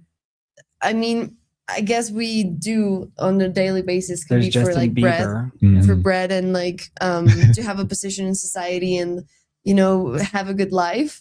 But to put it that drastically and like into the sections and everything just made it very, I don't know, it made me think of how scary it can be to have like a pyramid, like a social pyramid. And how difficult it actually is to break it once it's settled. And you want to hear a fun fact too? You're right about that. Like about once it becomes solidified, like the power of, it's kind of like too, like the time machine. Like there's the people above and the people below, the people in the capital, and there's the people who work in the districts. And then some districts are, he said, did Brent just say Justin Bieber? LOL. I did, Keith PV House. Super chats for Justin Bieber. That was that's what we named him. Yeah, was Justin Bieber. That's cool. Yeah, there was like a poll like between like what was the name. So I love it. So, but the Hunger Games is fascinating for multiple reasons. One of the things too is that like how the dystopian leaders in the books, they're all like feminine, like kind of feminine, and so they had to purposefully change President Snow to make him like a little bit more masculine, because in the books he has like huge lip injections. He's got like really high cheekbones. He's been like had a ton of like operations. Yeah. But the reason why they did it is because because the movies were like made during a modern time, and it's like if he was too hyper feminine, we wouldn't take him seriously. And I was like, wow, I saw like a video essay breaking it down, and it broke down like hundreds of pieces of literature where like there's like, and it was talking about kind of like this genderless future to an extent. Thank you, Keith Peavy House. Thank you, Thank Keith. you. Justin Bieber. Justin He Bieber. does just to pay for He Justin does. Bieber. Thank Justin Everything Bieber. for Justin Bieber. He's on planet Earth back there. Thank you, Keith Peavy House. Seriously. So, Thank you. but it's very interesting because, like for modern audiences, they had to strip away some of that, genderless or too feminine aspects of him because Yeah. we wouldn't know, because we know what an authoritarian looks like, and that's not it. Mhm. So it's like, I thought that was so fascinating because it's like in the books, he's like hyper, operated on, and he's like, looks very like almost feminine or androgynous, but they knew they had to strip that away. And there's this Wow. YouTuber who does these incredible breakdowns, and it was on Saturday, and it just was freaking mind blowing. But he broke down like 100 books, like in like 30 minutes, and I was like, and I'm like cross-referencing, and he's like, it's totally true. But so many people predict that like the authoritarian people in the future will not be very masculine. But for that sounds very foreign to us now. Yeah. Because there's been like a movement to like be like, no, you need to be like the heart, like the strong arm. Exactly. And I think little by little we're trying to deconstruct that same thing. And I was like, that made me think like how crazy it is that still like on this day and age, we still don't think, it's not a common thought of thinking as like of a leader as a woman or like as a genderless person, or something like different from the traditional things that we've built. Especially if they're like dangerous. Like, especially like if they're, I think you're right. Like, I think that's hard enough to imagine like someone being a leader who's not maybe a traditional. But then on top of that, let's say it was like, like, because President Snow is like kind of like what we might see as someone who's like, had way too much Botox and da-da-da-da-da. So in the books, they had to make him more butch. You know what I mean? He still had like a little bit of a feminine quality to him, like just very subtle. But I know what you're saying. It's like, but if you think about it, in the Hunger Games, she ends up at the end, she doesn't kill President Snow. She kills the woman. Didn't you find that to be shocking? Yeah. And a part of me kind of liked it because by killing her, it gives her power in a certain way. Well, and it was like, just because she's a woman doesn't, it's like she was going to do the same thing. And then she was just going to call it something different. Exactly. Yeah. She was going to just call it something different and have a new image that is like something that also contradicts like this part of us wanting to like have different leaders or leaders that look a certain different way. Right. Does the package change what the insides are? Exactly. Or the way it's presented? Exactly. I remember when our president was elected in 2024, I was back in Canada, and one of my teachers, I just arrived to class like the next day, and he was like, "Oh, congratulations. Like this is your first female president." And I was like, "Well, yeah." Which I'm very like proud of, I guess. But it's the Constitution or like the institution behind that is not changing. And so how am I going to feel happy about a woman representing us if the ideas that she's presenting or like her campaign is representing doesn't really align with what women are looking for, She's right. So like I think the representation there is very like tricky in a way. Yeah, it is very tricky. And there's a lot of people that outside of Mexico don't really understand like the political machine that is Mexico. And the way, that like what Morena like represented was like this, it was almost like a class struggle. And it was like, primero los pobres and da-da-da-da-da. But then it ended up becoming like, kind of like calcifying or like making it kind of like even more like harder to break. Yeah. Like, I don't know. I can't really speak to it because I'm not Mexican, but I just know that I know so many people call her like a narco presidenta. Do you know what I mean? And from everything I've read, I'm like, that sounds right, but I think it's a difficult thing because I feel like so many news outlets are afraid to speak out, and there are very few news outlets, and we've tried to even do content in Spanish, and people are afraid to even go near talking about anything to do with that. Yeah. And I think that's so sad. It is, because like a very like a great thing about freedom of speech, let's say, it's like the freedom of having an opinion and like being able to defend it or like change it or just look for change if you need it and understand like these things are for, I mean, with all this talk about like for the people and with the people and like by the people. Exactly. And by doing the opposite of it, you're just making, first of all, harder for people to like break out of that cycle. It's just, I think it's incredibly hard to be a politician, just in anyone's defense, not hers, but like, because I think what happens is that you come into a power, and if the system is already so corrupt, it's like once you come into power, it's like they're like, this is how it's going to go down. Yeah. And it's like, if you don't play along, like we're going to take you out. Exactly. And it feels like she's just one more pawn, like just kind of like wasting time, because there's nothing like, it feels like there's nothing she can do to like actually move a chess piece, Yeah, you know, in all needle. of this mess. Mhm. And so it's like she's just there trying to push forward the same message that they've been telling, because it's the same. It's still Morena. I think we need like radical change, and that's why it always feels like it needs some, like people need like something like radical, which I think the idea of something radical sounds dangerous, but I think that's part of it. Is it's not just going to be like another part. It's not. Yeah, because I think we do need a radical change, absolutely, but it doesn't. It cannot be radical, you know, like it doesn't have to be violent. Let's say. Yeah. And I think to be a good leader, or to be an intelligent leader, you kind of need to lead the people through the process, like not the end goal. So like by saying, well, maybe we'll have world peace, let's say, but to get to that point, we'll need to change this, and this, and change is very scary always. It is. So explaining like, okay, this is the first step and this is how it goes, and like having an actual plan would be good. This leads me to our next movie, because like moving into the future and like how we're gonna deal with some of these struggles. So this is here's THX 1138, and this is from George Lucas. Oh yeah. So watch it, it's a seminal dystopian sci-fi film and the directorial debut of George Lucas, set in a sterile subterranean world and the 25th century. The story follows a worker who rebels against the emotionless totalitarian state that forces citizens to shave their heads and take mind-controlling drugs to ensure absolute compliance. So that's something that you've seen in some different dystopian novels, but they can't even have hair, like, for self-expression. The film is a feature-length expansion on Lucas's award-winning 1967 student film, Electronic Labyrinth, THX 1138, which he made while attending USC. So Francis Ford Coppola helped produce it.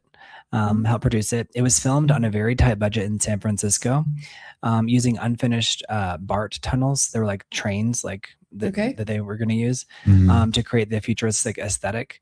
But people live underground. There's a rebellion played by THX, played by Robert Duvall, famous actor. He stops taking his mandated drugs, and he experiences real emotions for the first time and falls in love with his roommate, LUH. And they conceive a child. A grave offense in this new sterile world. The government intervenes, sparking THX's desperate attempt to escape his dehumanized surroundings. So it's the pills are TikTok. I mean, you could take what you want from it, but the film draws heavily from like George Orwell's 1984, Aldous Huxley's A Brave New World, and it was the sound was so iconic that they used that to this day we use the term THX for it's a company. It's a THX sound. So if you go to certain cinemas, if you look, you'll see it has THX sound. So it had a massive pop culture impact. I didn't know that.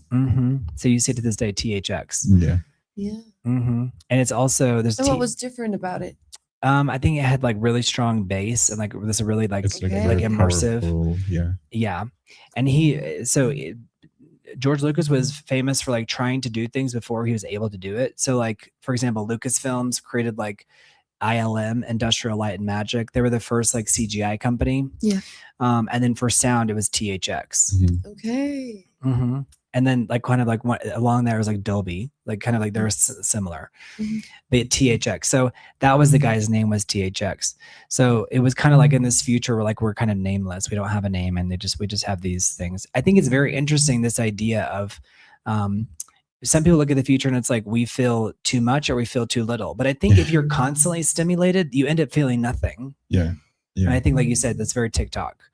Yeah, Like- because constant stimulation just trains the brain to never have enough. Well, and then there's that term, brain rot, which I think is really interesting because, I feel like that's a good term for a lot of this stuff. But how do y'all describe brain rot for people that don't have a full definition? I'd be curious. For me, it's like just stop thinking altogether and just like carrying Why yourself. think when you don't have to? Welcome to TikTok. Right. Yeah. And just letting yourself carry through, any type of distraction that you have. Mhm. Maybe only certain types of distractions, because you can. They're saying get 6-7 is distracted brain rot. Because you can get distracted in nature, and it's not as harmful, I would say. Yeah, because I would describe brain rot as Wasn't like that that Logan's automatic shift in like Logan's Run on keep and it off in your brain. Kind of. And I think with consuming a lot of content in such a short amount of time, does that in the sense of like you're just like it becomes automatic, and your brain starts searching for that dopamine hit again. And so in the search of that, like the energy is consumed at the end of the day. So you're like, I would describe it as a turn off of the brain and just like carrying on the search of like the next stimuli that is gonna like entertain your brain for long enough until you need more. Yeah, kind of. And even just meaningless things like 6-7. Maybe I think that's like a form of brain rot, because there's not really, like anything going on there more than just, I don't know, like because now there's a content, like the specific content that is called brain rot. Yeah, exactly. And it's like, oh, I'm on brain rot TikTok, and it's like, why? And it's like, if you know you're on it, why would you be on it? Yeah, it's a bunch of videos without any sense, like at all. They're not saying anything. They're not showing you anything. Yeah, exactly. It's just like images created and appeared and something silly. And I mean, I remember when AI first like started appearing a lot in social media. Yeah. Like, did you know what it was at first, or were you not sure what you were looking at? I was surprised. I remember being amazed about like from what I was looking at. Like I wasn't really comprehending, and it was all very funny. Because the type of content that it was like Doña Maria está en su techo. Remember that when it's like raining? No, I used to get like in the very beginning. I used to get like there was this baby, and then it became like this creature, and then it ate an apple and it became this thing, and so it like a lot of things happening at the same time. And they were having a conversation. There's scene in the kitchen where like they turn around and they start spinning out of control. And then a monster appeared, and then everything was on fire, and. In a way, that was kind of comforting, because at least we knew it was AI, and it's saying it's AI because it's so impossible. Exactly, because it was very absurd, and I like that. Like in the beginning, I kept sharing it to my friends. In the beginning, yeah, because I was like, this is very funny, it's very dumb, and I loved thinking about AI as a very dumb thing. But then when it started escalating and they started making the audio better and like the transitions and the depths, of the images, and it started comprehending more, I was like, this is not fun. It's getting anymore, too good. guys. It's getting too good. Yeah, exactly. Like once it got to like a realistic expectation, everyone wanted it to be like more perfect, so that was like no, which is like, let's just leave it in it's a little dumb thing, for the brain rot, and then keep it there. It reminds me of like of paintings, like whenever we started to get closer to realism, and once we kind of mastered realism, we started going into all these crazy abstract art, because it was like, okay, well, we've mastered. So, but in a way, it was kind of like getting closer to realism. And so now it's like, let's just replace people. It's like, well, no, like I don't want, Yeah. So that's the big dilemma. And that makes me wonder, like, what's going to be our next step then to like escape that? If realism was like, okay, then let's go to the abstract side of things. Like if we're approaching an era where everything can be perfect, how are we going to like show our flaws, and like, how are we going to talk about that? Because I think that's the thing that we're actually pursuing, or in the pursuit of trying to tell more and more. Like even in social media, we're trying to like show this new side of The imperfections, like adding the imperfections back in. Yeah. Exactly. Yeah, and I think that's why we go live too. Is like we can interact with the audience, like they know we're real. Because I mean, this you could fake everything, Yeah. right? Yeah. So it's like whenever people are like, grab that from behind you. I feel like it's Keith Peavy has like testing you to make sure that's a real environment. Do you know what I mean? Yeah. Like to like pick up the phone, like make sure it's real. You know what I mean? Because you don't know anymore. Exactly. And so he mentioned, so here's one more image from, it says AI allows us to create reality and change our past. Yeah, absolutely. That's 100% real. And I think we see pictures and it's like, or like there were some pictures of Jimmy I lost and I tried to like recreate him from like part of the image. And I noticed like it changed the dog's name on the tag. Oh. And I was like, it was so weird because I didn't notice it at first, but I was like trying to recreate like a damaged image. And it was kind of fascinating because I was like, if I had him look close, because I was like, what's that dog's name? Because there were two pictures and one was like, Rufus, and the other one was like, I don't know, Hairball or whatever. Right. And the dog's name was Abby. And I was just like, oh, that's so crowded. Because I didn't even, it was like a minor detail. Yeah. No, but if you hadn't known the real name of the dog, then forever it would have changed like history. People like, oh yeah, like someone goes on and becomes famous and they're like, oh yeah, he had this dog, blah blah blah. Called Hairball, and exactly. It was Abby all the time. The whole time it was Abby, yeah. So Yeah. here's another picture from THX before we move on from THX. So so kind of people having tags on, having their haircut. So Keith Peavy was mentioning this film, and we have to mention it. It's called Logan's Run. So Logan's Run is there are a couple of different iterations of it, but this movie, I think about this movie all the time. So Logan's Run is a famous sci-fi classic. It was originally a 1967 novel by William F. Nolan. Okay. It's set in the 23rd century in a utopian dome. Citizens enjoy a life of absolute hedonism and freedom managed by a supercomputer. However, I think it's so crazy how they predict all this stuff, but it's controlled by a supercomputer.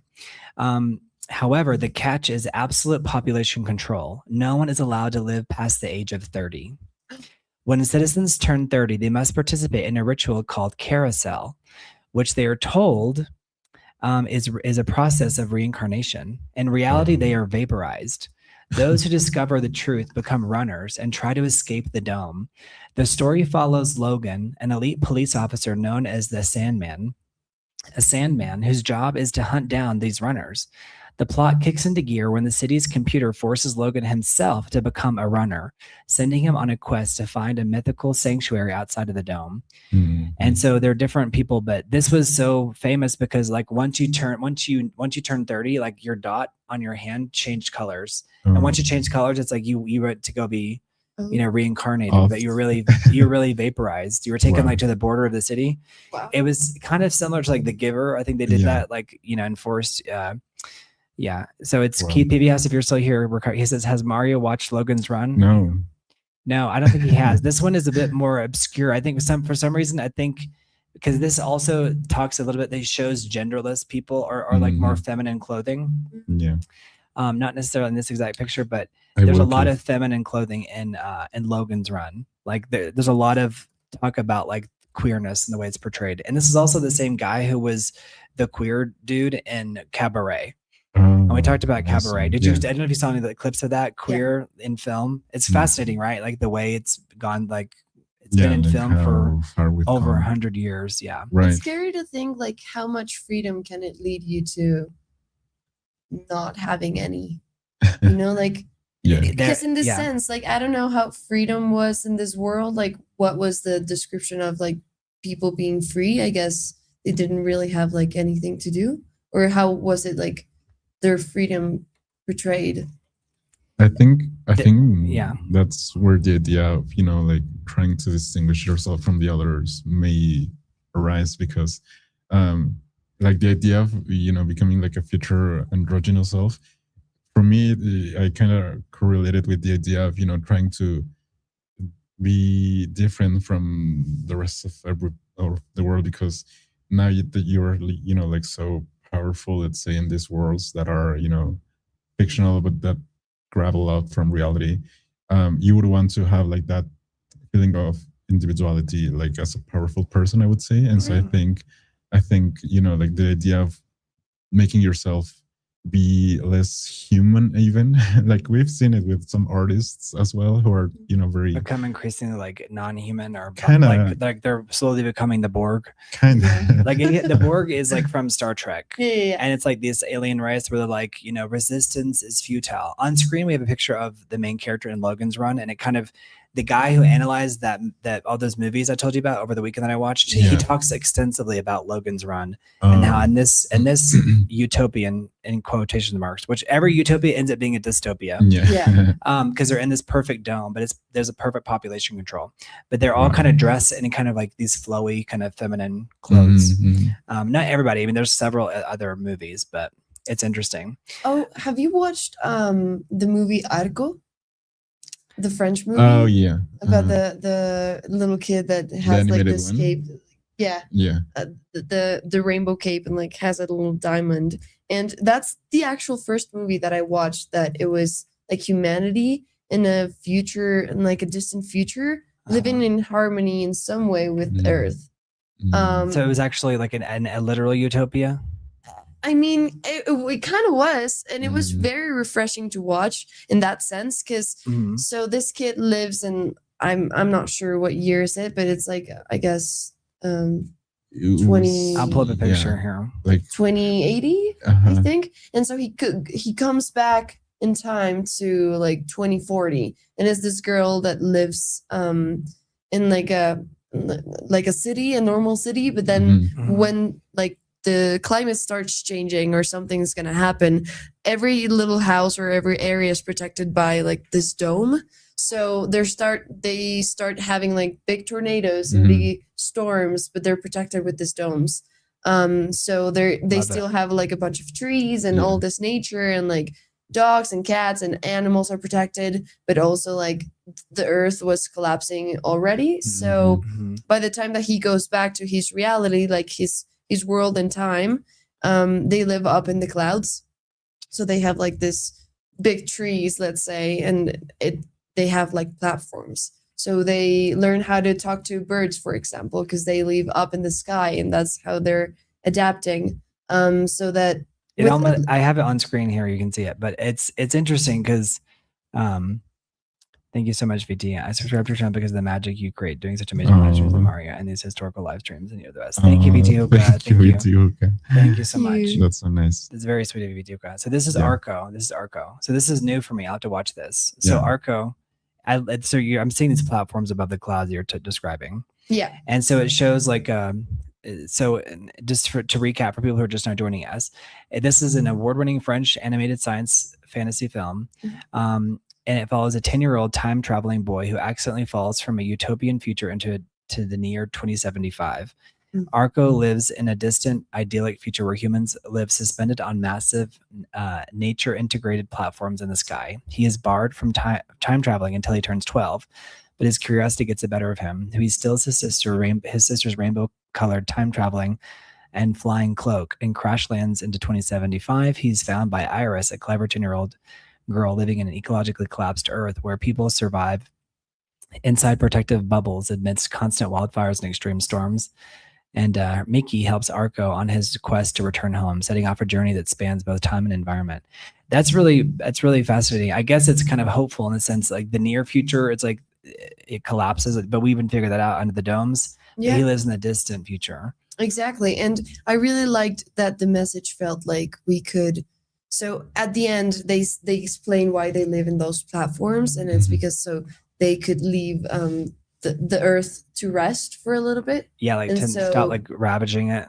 Exactly. So we weren't trying to escape the Earth. We were just trying to like give it time to heal and like make it better. Yeah. So that we could go back and like do it all again. Yeah. Which is, the utopia that I would love for us, Yeah. That's a distant future that I would like for humanity to have. Like, because I think that once we learn to live in harmony with what we have, which is Earth and like everything that it gives us and that already has and is rich in, we're gonna find ways to like make us better in so many ways. Like I think if the Earth were to heal completely we would also change our lives drastically, because that would need to, like, everything around how society looks like would change, I think. Yeah. But it would also like bring us, I don't know, I think closer in a way. I think so, because we would,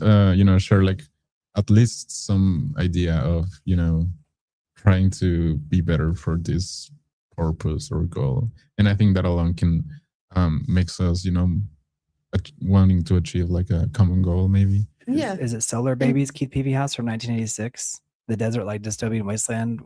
Maybe it's Solar Babies or Prayer of the Roller Babies from 1990. Great names. Keith Peavy House is looking for a movie. He's trying to find a movie. Yeah. Because so many movies from the 80s and 70s and even back to the 50s and even 30s explored like the future. I think it's Solar Babies or Prayer of the Roller Boys. Mark Sands, sorry, just got in. Can we cut and take this from the top? JK, that's hilarious. You got it. Yeah, we'll start over for you, Mark Sands. Don't you worry. Welcome, everyone. Let's start. Hey, everyone. Hey, Mark Sands. I do think that I would like to believe that we would, if everything was fixed, but I don't know. They would have solved the problem, because if everything's fixed, we won't know how it was fixed, right?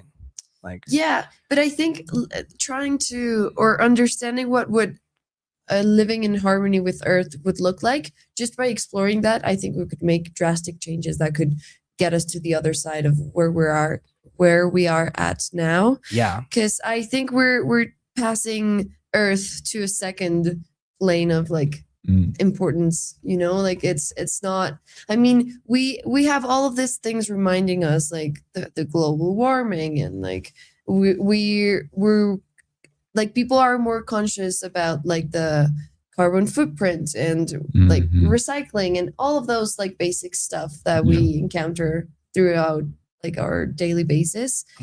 But we still don't, I mean, on a day-to-day, we don't stop and think like, oh, this is like me just driving my car for hours is like polluting. And how dare you do that? Right? Yeah. So it's like, how am I actually changing and like thinking about this and doing something conscious that it's actually gonna like change? And how does that look like for like a whole society, Just don't leave your house. Yeah. So since I mentioned Solar Babies, we're going to cover it. This is a 1986 film, Solar Babies. Yeah. So this is like a fun 1986 film. There's some cool people in here. So this is a post-apocalyptic science fiction film, executive produced by Mel Brooks. Mel Brooks is still alive. He's in the entertainment industry. He's 100 years old. Oh, wow. Yeah, this follows a group of teen orphans living in a dystopian orphanage where they are forced to play violent roller skating games. Their lives change when a magical glowing orb falls from the sky and helps them escape into the wasteland. Earth is a barren wasteland where a totalitarian organization known as the Protectorate controls the only remaining water supply. The kids, the Solar Babies, are a team of orphans who live in an indoctrinated facility and play a brutal hockey-like game on roller skates.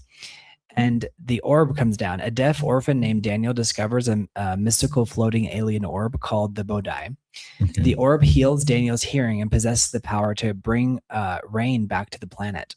When the orb is captured by the tyrannical Protectorate, the controlling power, the Solar Babies escape the orphanage on their skates to rescue it, eventually restoring free water to the Earth. And Mel Brooks is actually like a comedian. So it's very interesting that he was so involved with this. Wow. And he famously put up millions of dollars of his own money to keep the production afloat, because the production was going to fall apart. It was a massive box office bomb and was heavily panned by critics for its nonsensical plot. However, now we're looking at it and being like, oh, like that made a lot of sense, because it was like, it had a lot of Mad Max energy. Like, Mad Max meaning like no, water, people fighting over that. But over the scarcity of it all. Which I think it's a near future thing. Absolutely. Well. It's one of the future. They say we're already in the water worlds. Yeah. Oh, definitely. And with AI data centers, here we go. Yeah. I mean, I think even beyond like AI data centers, I think there's so many things on top of that. I feel like that's like the topic of the moment. But I think what's so scary about it too is like just like we see the world through screens so much. Yeah. I think what's scary is just the result of it. But I think you're right. I mean, absolutely. I don't disagree. No, with that at all. Definitely. And I think whilst we're busy just consuming and like being attached to all of this new things and adapting to this technology and everything that's being in the society involves, we're not gonna really realize when we get to the point of scarcity until we're in the pinnacle of it, which is scary in itself. And thank you, Mark Sands. To think that I think the people in power have always controlled the resources and will continue to do so, but in a state of scarcity. Scarcity, yeah. It obliged for a drastic change. There's also like manufactured scarcity too, right? Like some things really aren't scarce, but it's like they're made scarce to increase their value. Like something like diamonds, let's say, you know? And so I think there's this idea where, you know, we have to make things scarce so that people pay more for certain things. And it's like, you know, I'm not for, you know, fake bags and things like that, but it's interesting because sometimes the fake bags are just of equal quality, but they're just not like officially sanctioned. Like they're like pirated material, but it's interesting, like a bag or, hey, thank you, Keith PV House. Thank you, Keith and Mark.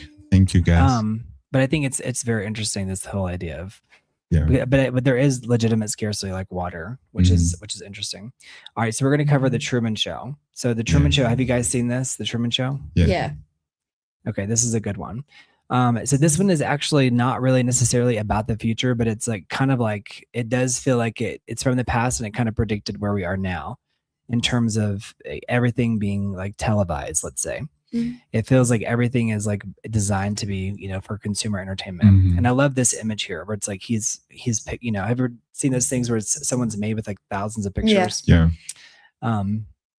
It's funny because I'm sure, like, you know, that probably took a lot of time to do that, but now you can AI that, I guess. You got to make a picture of me made out of 1,000 little pictures. Yeah. But I think it's very fascinating when you see this. What do y'all remember about the Truman Show? Do y'all have any vivid memories of that? Like this famous, like the whole blue sequence where he's like coming out of the stairs and everything. Yeah, like at the end of the movie when he hits the end of the reality. Yeah, so like because there's like a dome that his because in. Yeah, because that's obviously like one of the more iconic visuals of the film. Right. But yeah, I mean, it's going back to the idea of what was like seen as the future and like what was like the outcome, right? Yeah. The thing that I remember the most is like the relationship between them and like how it starts becoming like more and more I wouldn't like to say toxic, but it starts to consume them in the same way of like I don't know how to okay, so let me think about it a little bit, because I think when I first watched the movie, I thought of them as like the representation, like her being an image created in his mind, not necessarily like implicit in the film, but like the way that I understood it was like another analogy of him watching himself being in this like memory or journey with this person. So it was because there was a woman who was cast as a child, like a younger person, and he starts to fall in love with her, but that's not what was scripted. So it's like he ends up marrying another person that was scripted, which was Laura Linney's character. And like it's kind of shows like this dystopic marriage where it's like everything is like very 1950s perfect. Yeah. And there's a scene where she's like, "Have you tried this new? It's so good, like this cocoa." He's like, "Who are you talking to?" Yeah. Who are you talking to? Yeah. You know, and it reminds me of like how TikTokers or anybody like tries to incorporate an ad into their everyday speech. But you're referring to like the girl he's fantasizing over and trying to recreate the images in the magazines whenever he's like making a collage, because she actually was on the show. Yeah, but she's like tries to like tell him, she's like, none of it's real, and they pull her away. Yeah, because they really feel for each other. Exactly. No, and that's exactly what I meant. But also now that you said like the response from the woman, from him being like, "Who are you talking to?" I think that's that's also like a part of a nowadays thing, which is like, even if I make a video with my friends, just like, oh, we're here, it's not only like showing that we're here, it's like, oh, hey vlog, or something like that, being like talking to the screen, you know, and like who is acknowledging that you're being yeah, absolutely. Yeah. I think it's very interesting, and I think there's gonna be more and more of that. It reminds me of the Black Mirror episode, like Joan is awful, because it was like anybody it could be turned into a television show. If you haven't seen it yet, you've got to watch it. Yeah, no, I watched that chapter. Yeah, not so long ago. It was an actual, like, we were analyzing that chapter in it was like civics class.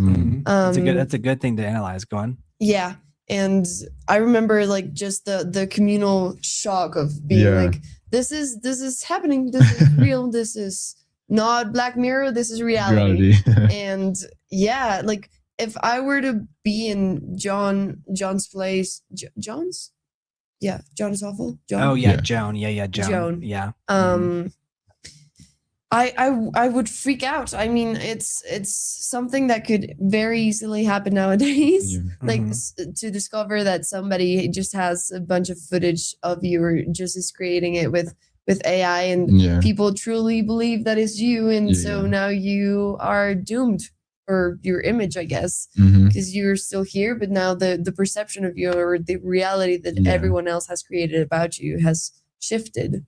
Well, I think one of the scary, I think different people find things different, scary about it. For me, the scariest thing was like the quantum computer, and how there were multiple levels of reality, and how like just by signing up to watch the service, like you gave them unlimited access to like your own life, to like create derivative works from it. And so it was like you said, I guess we were describing the same thing, which is like them using your image to make whatever. And then I think and they were talking about launching the shows inside the episode. Like multiple people were going to get their own show. Like like Daryl is awful, Mario is awful, Brent's awful. You know what I mean? Those kinds of things. But it's very interesting. I think the thing about the Truman Show is like they were trying to create like a perfect world, and at the end, it's like they obviously knew it was like a level of control. Right. But it's this movie like sticks with me so much. But just the premise of this is the idea that his entire life is it's a satirical comedy. But he's like his name is Truman Burbank, named after like the neighborhood in Los Angeles, which is very idyllic, Burbank. An ordinary insurance salesman who discovers his entire life is actually filmed 24/7, and it's all orchestrated by a visionary producer named Christoph Ed Harris. Every person in his idyllic hometown is a hired actor, and his world is a massive dome shaped studio soundstage.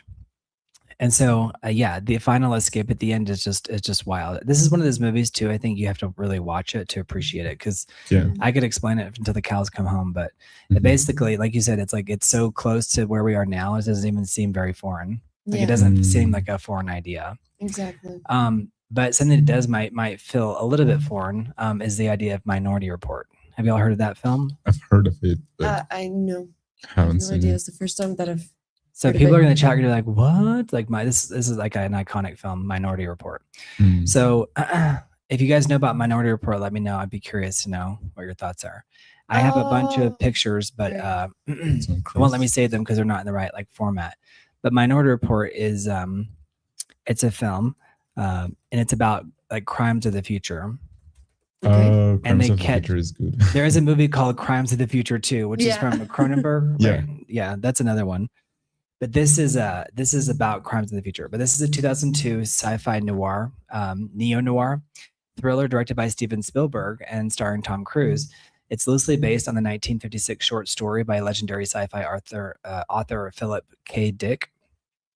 This one, I think you'll love this movie because it's so crazy. Like you'll be like, oh wow, because it's about like what are we going to use AI ultimately for? Well, like to prevent bad things, like including crime. Right. So it's set in Washington, D.C. in the year 2054.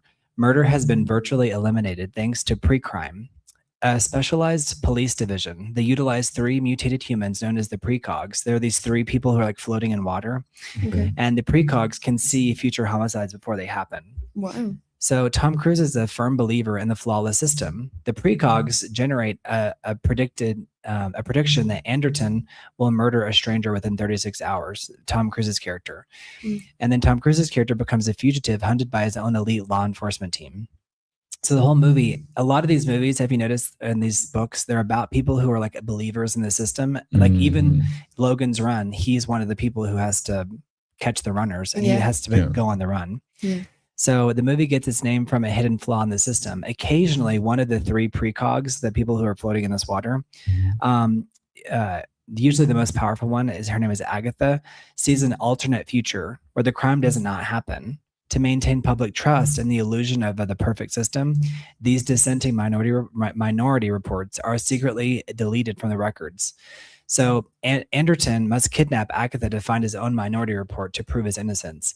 So it's called Minority Report because every once in a while, the precogs, these kind of, they have like divination, who can see into the future. They have an incident where they can see a potential future, but it's not the actual future. And they call that a minority report. Right. And so he has to kidnap one of the precogs to prove that his case is a minority report. Wow. Because he doesn't. So that movie is so twisted because it shows like how they travel and all the cars are on a rail. Like there's no such thing as car crashes anymore. Okay. Things like that. So this is a great film from 2002. And like the thing that we were talking about, like Tesla's automatic programming for traffic not to be. Mark Sands was like, "What? You haven't seen this?" Yeah, it's a really good film because also people like 2002 doesn't feel very long ago to me. Yeah, but it does if you're like you were a baby or weren't born yet. In your case, you weren't born. Yeah. Yeah, but this is a and Steven Spielberg, he just came out with the movie, so it just shows you how long he's been making these types of movies. But the idea of being punished for something before you did it is pretty wild. Loading up Blade Runner into Prime Video. So PBS is inspired by our talk. He's gonna go watch Blade Runner. Because he said on a previous comment, "Oh, it just came to me. I wasn't thinking of Solar Babies. I was thinking of Blade Runner." Oh yeah, Blade Runner is really cool. Yeah. I'm gonna be watching a bunch of films this weekend. Like I've been taking screenshots of all the ones that I haven't watched or I need to rewatch. And because also this type of genre always blows my mind and like entertains me so much. Because it's like something that's unknown and that feels very realistic. Like some of these concepts and things are nowadays real, but it also feels very distant and like it feels cool and protected because it's a film, and so I can just sit back and enjoy. I think and then worry about it later. Yeah, I mean, I don't think you're supposed to watch a movie and like freak out. I don't think it can't be done. But here's an example of here's the latest Blade Runner. This one, what's interesting about Blade Runner is that both Blade Runners actually struggled at the box office. But there was Blade Runner, and that was like from 1984, I want to say. Let me see. When was Blade Runner? 1982. So 1982. So here's the 1982 cover. And I'll tell you about this because you haven't seen it, right? I watched the 1982 one. I didn't watch the recent one. Same. Okay. I've only seen bits of the most recent one. Yeah, the new one was I don't think it was necessarily bad. I just understand and in some ways why it didn't work. Right. But why do you think it didn't work? I think it was because first of all, the first one wasn't really that popular to begin with, and then I think secondarily, when did it come out? I think it came out during the flu or before 2017. Yeah, maybe it was 19. It was 2017. I think we were already experiencing some level of remake fatigue, but I think the movie is actually stunning, like the new one. Yeah. But I just think that there was something about it that maybe people just inherently felt kind of weirded out about it. Like it's like you said, it's like, it's you should enjoy a film and not be freaked out by it. Yeah. 2049, that's not too far away. No. Right? So it's like calling it 2049 is like saying that's just around the corner. Yeah. And then it being so dystopic, it's like saying this is our dystopian future. Yeah. So I guess my ultimate theory is that it kind of left people feeling with a haunting sense of what the future might be. That makes sense. So yeah, because with the other movies that we've explored so far, it's like they were in the 30s or 40s or and so like the distant future that they placed or painted the picture of was it's not it hasn't appeared yet even I guess 2001. But well, I mean, and I think that one too, it wasn't like pure on dystopian, but it was I think it depends. Like there's multiple things, because I think 2001 was also groundbreaking. By the time Blade Runner came out, it was like, did we need a sequel, or should it have been its own movie? Yeah. Does that make sense? Like they recently remade the movie RoboCop, and that was like a movie about like a robot, like he's part man, part robot. Yeah. And there was a lot of arguments, and the movie did not perform at the box office. And they were saying that we probably shouldn't have called it RoboCop. We should have just like called it something completely different. Because when you're playing off nostalgia, if people are really true, like love the original concept, maybe just call it something completely different so that it doesn't feel like a money grab. Exactly. There was this theater that I used to go to back in Vancouver that is called the Rio Theater, and it's completely independent. And they used to, like, the whole concept of it was that they showed or projected films that were either very old or very hard to find in like the internet or to watch everywhere else. And what I loved about it was that I didn't have to watch any remakes, you know. I could just watch the originals that I would have never been like able to find in the quality that I was watching it in like in the internet, you know. That's cool. So like, yeah, if we're playing off nostalgia, I think we would need to first give like a space for the original thing to appear. Like with Blade Runner, what if we had like showed the 1980s one first and then being like, oh, and there's coming like the sequel of it, like you could like make that fire alive again, if that makes sense. Yeah. And also like I think it was and also redoing it in a way that speaks to the audience. I think maybe there was something about with the rise of social media, and like there's something about like you have to release a movie at the right time, otherwise the audiences, they won't take to it for some reason. And I think there was something about that time, because it wasn't the flu yet, but there was something going on. But it was a solid 10 years after the housing crisis. So it's like, what was it? There was some anxiety in the air that maybe it was tapping into. Yeah. Like on what Mario, what we're gonna say? Oh, for me, I think like some of these movies, like when you remake them, I feel like they take out some of that authenticity that kind of characterize the previous films. Yeah, because even the material aspect of celluloid and everything can make the movie very like imperfect, let's say. And then when you remake it and everything is like so stunning and so perfect, it kind of feels a little bit diluted in because you are focusing purely on the form and not necessarily on the storyline, maybe. Yeah, so I think that it's like upscaling. It's like, I get what you're saying. It's and like you're the unconsciously grittiness. comparing the two of them. Yeah, of course. Yeah, inherently, that's something that you're gonna do. We may be at a point too where it's like we don't want people to know what the original was. Yeah. But then it might get its own criticism because it's like, this is like rip off of this. Yeah. Yeah. Well, it's like, well, we actually have the rights to it, but we're trying to call it something different so it doesn't look like a cheap money grab. That's true. Exactly. So you can watch it. Yeah. But I think that's something that happens with the perfectionism of the digital cinema and I mean, we are discussing like the future of cinema, so I think we should try to be less a little bit less about the form maybe, and let's focus maybe too on the story and the narrative. Because I mean we've talked about it too, but like maybe the imperfection is the new way, to try to. I think you're onto something. To advocate for authenticity. Because exactly, I think authenticity is the word to use here. Because I think in the search of that, we're gonna find really rich things. Yeah. Instead of trying to find like the highest level or the highest quality or the highest technology or in the pursuit of making this perfect or creating something that is perfect, you're going to lose all of those little things that characterize it. And that's what I think like the nostalgia from movies or old movies Mhm. comes from, like that feeling that it left you with, or like Yeah. that whole Yeah. experience that it was to watch it, Mhm. and it wasn't just like, oh, it was pretty, and Exactly. Yeah. and I Yeah. watched it for 2 hours and a half. Let me know like, how you felt with the Odyssey. I'd be curious to see like if it felt you with anything.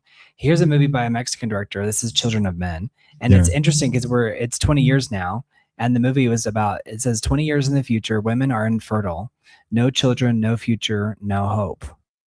But all that can change in a heartbeat, and so Yeah. it kind of predicted where we are now. So it was 20 years in the past. Yeah. Not like predicting the idea of how to preserve life, right? Yeah. So this is a 2006. We got the images on screen, so I'll cycle through here and then take it off the board. But it's a dystopian action thriller directed and co-written by Alfonso Cuarón. Mhm. It's praised as a 2000 cinematic masterpiece. A film portrays a bleak post 9/11 world dealing with the psychological and political fallout of total human extinction. The film is set in 2027. Dun, dun, dun, dun, wow. against a backdrop of global human infertility. Yeah. No children have been born anywhere on Earth for nearly 2 decades. As society collapses under the weight of an inevitable end, the United Kingdom stands as one of the last functioning governments, transformed into a totalitarian, hyper-nationalistic police state that brutally rounds up and cages asylum seekers. The story begins with the sudden murder of baby Diego, the youngest person on Earth at age 18, plunging the world into a deeper collective despair. The narrative follows Theo Farron, Clive Owen, a cynical and grieving former activist turned jaded bureaucrat. His mundane life is disrupted when his ex-wife, Julianne Moore, the leader of the militant immigrant rights group, kidnaps him. She asks Theo to use his government credentials and connections to secure transit papers for a young refugee named Key. Theo soon discovers a miraculous secret. Key is pregnant with the first child to be conceived in 18 years. Theo is thrust into a perilous journey to escort Key to the coast to meet the Human Project, the shadowy scientific group dedicated to curing infertility. Mhm. This is like, there's some really famous sequences in this movie. Yeah. Marg, I think you've seen this movie, right? Yeah.